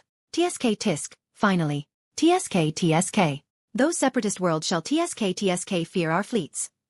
Trench said with a smile. Remember, we now have 350,000 valiant troops, Make sure the garrisons have necessary resources and that our supply lines are protected. They carry food for over 500,000 organic beings. Any hiccup can cause devastating morale losses. I told Trench, but truly it was not a problem. Not even a potential threat. The 4 Looker Hulks carried enough food to feed us for 6 months. The E-5 blaster rifles had been transported to Thyferra and Prime Minister Jason was in the process of distributing them to our new vassals. Weapons were needed, no matter the situation. And the E-5 blaster rifle was an efficient weapon. And we had them for free and could give them for free, gaining the goodwill of the new vassals. Additionally, we had launched a new wave of recruitment in our vassal states. Although I could man an army of delegate species, the headache was too much. I'd need specialized armor, weapons, food. It is just easier to have humans. Sure, I could financially do it, but why would I waste money, and the headache of the supply lines needing to double wouldn't be worth it. The goal was to reach 1 million Veridian solidars and sufficient naval officers to man 10 fleets by 20 BBY. Of course we didn't need to man 10 fleets, but I wanted enough reserves just in case. Each fleet required 101,300 crewmen, meaning an additional 5 fleets would require 506,500, meaning our total naval crewmen in our service would number 1,013,000. Over 1 million. This, however, would become much more easy due to the recruitment of judicials, and as such would require very little training. And with that I turned around and walked back to my room. I had a lot of paperwork to do. Send official letters to planets joining us and receiving messages of thanks from our weapon charity actions. And I'd need to accept rules and symbolic meanings for our new kingdom.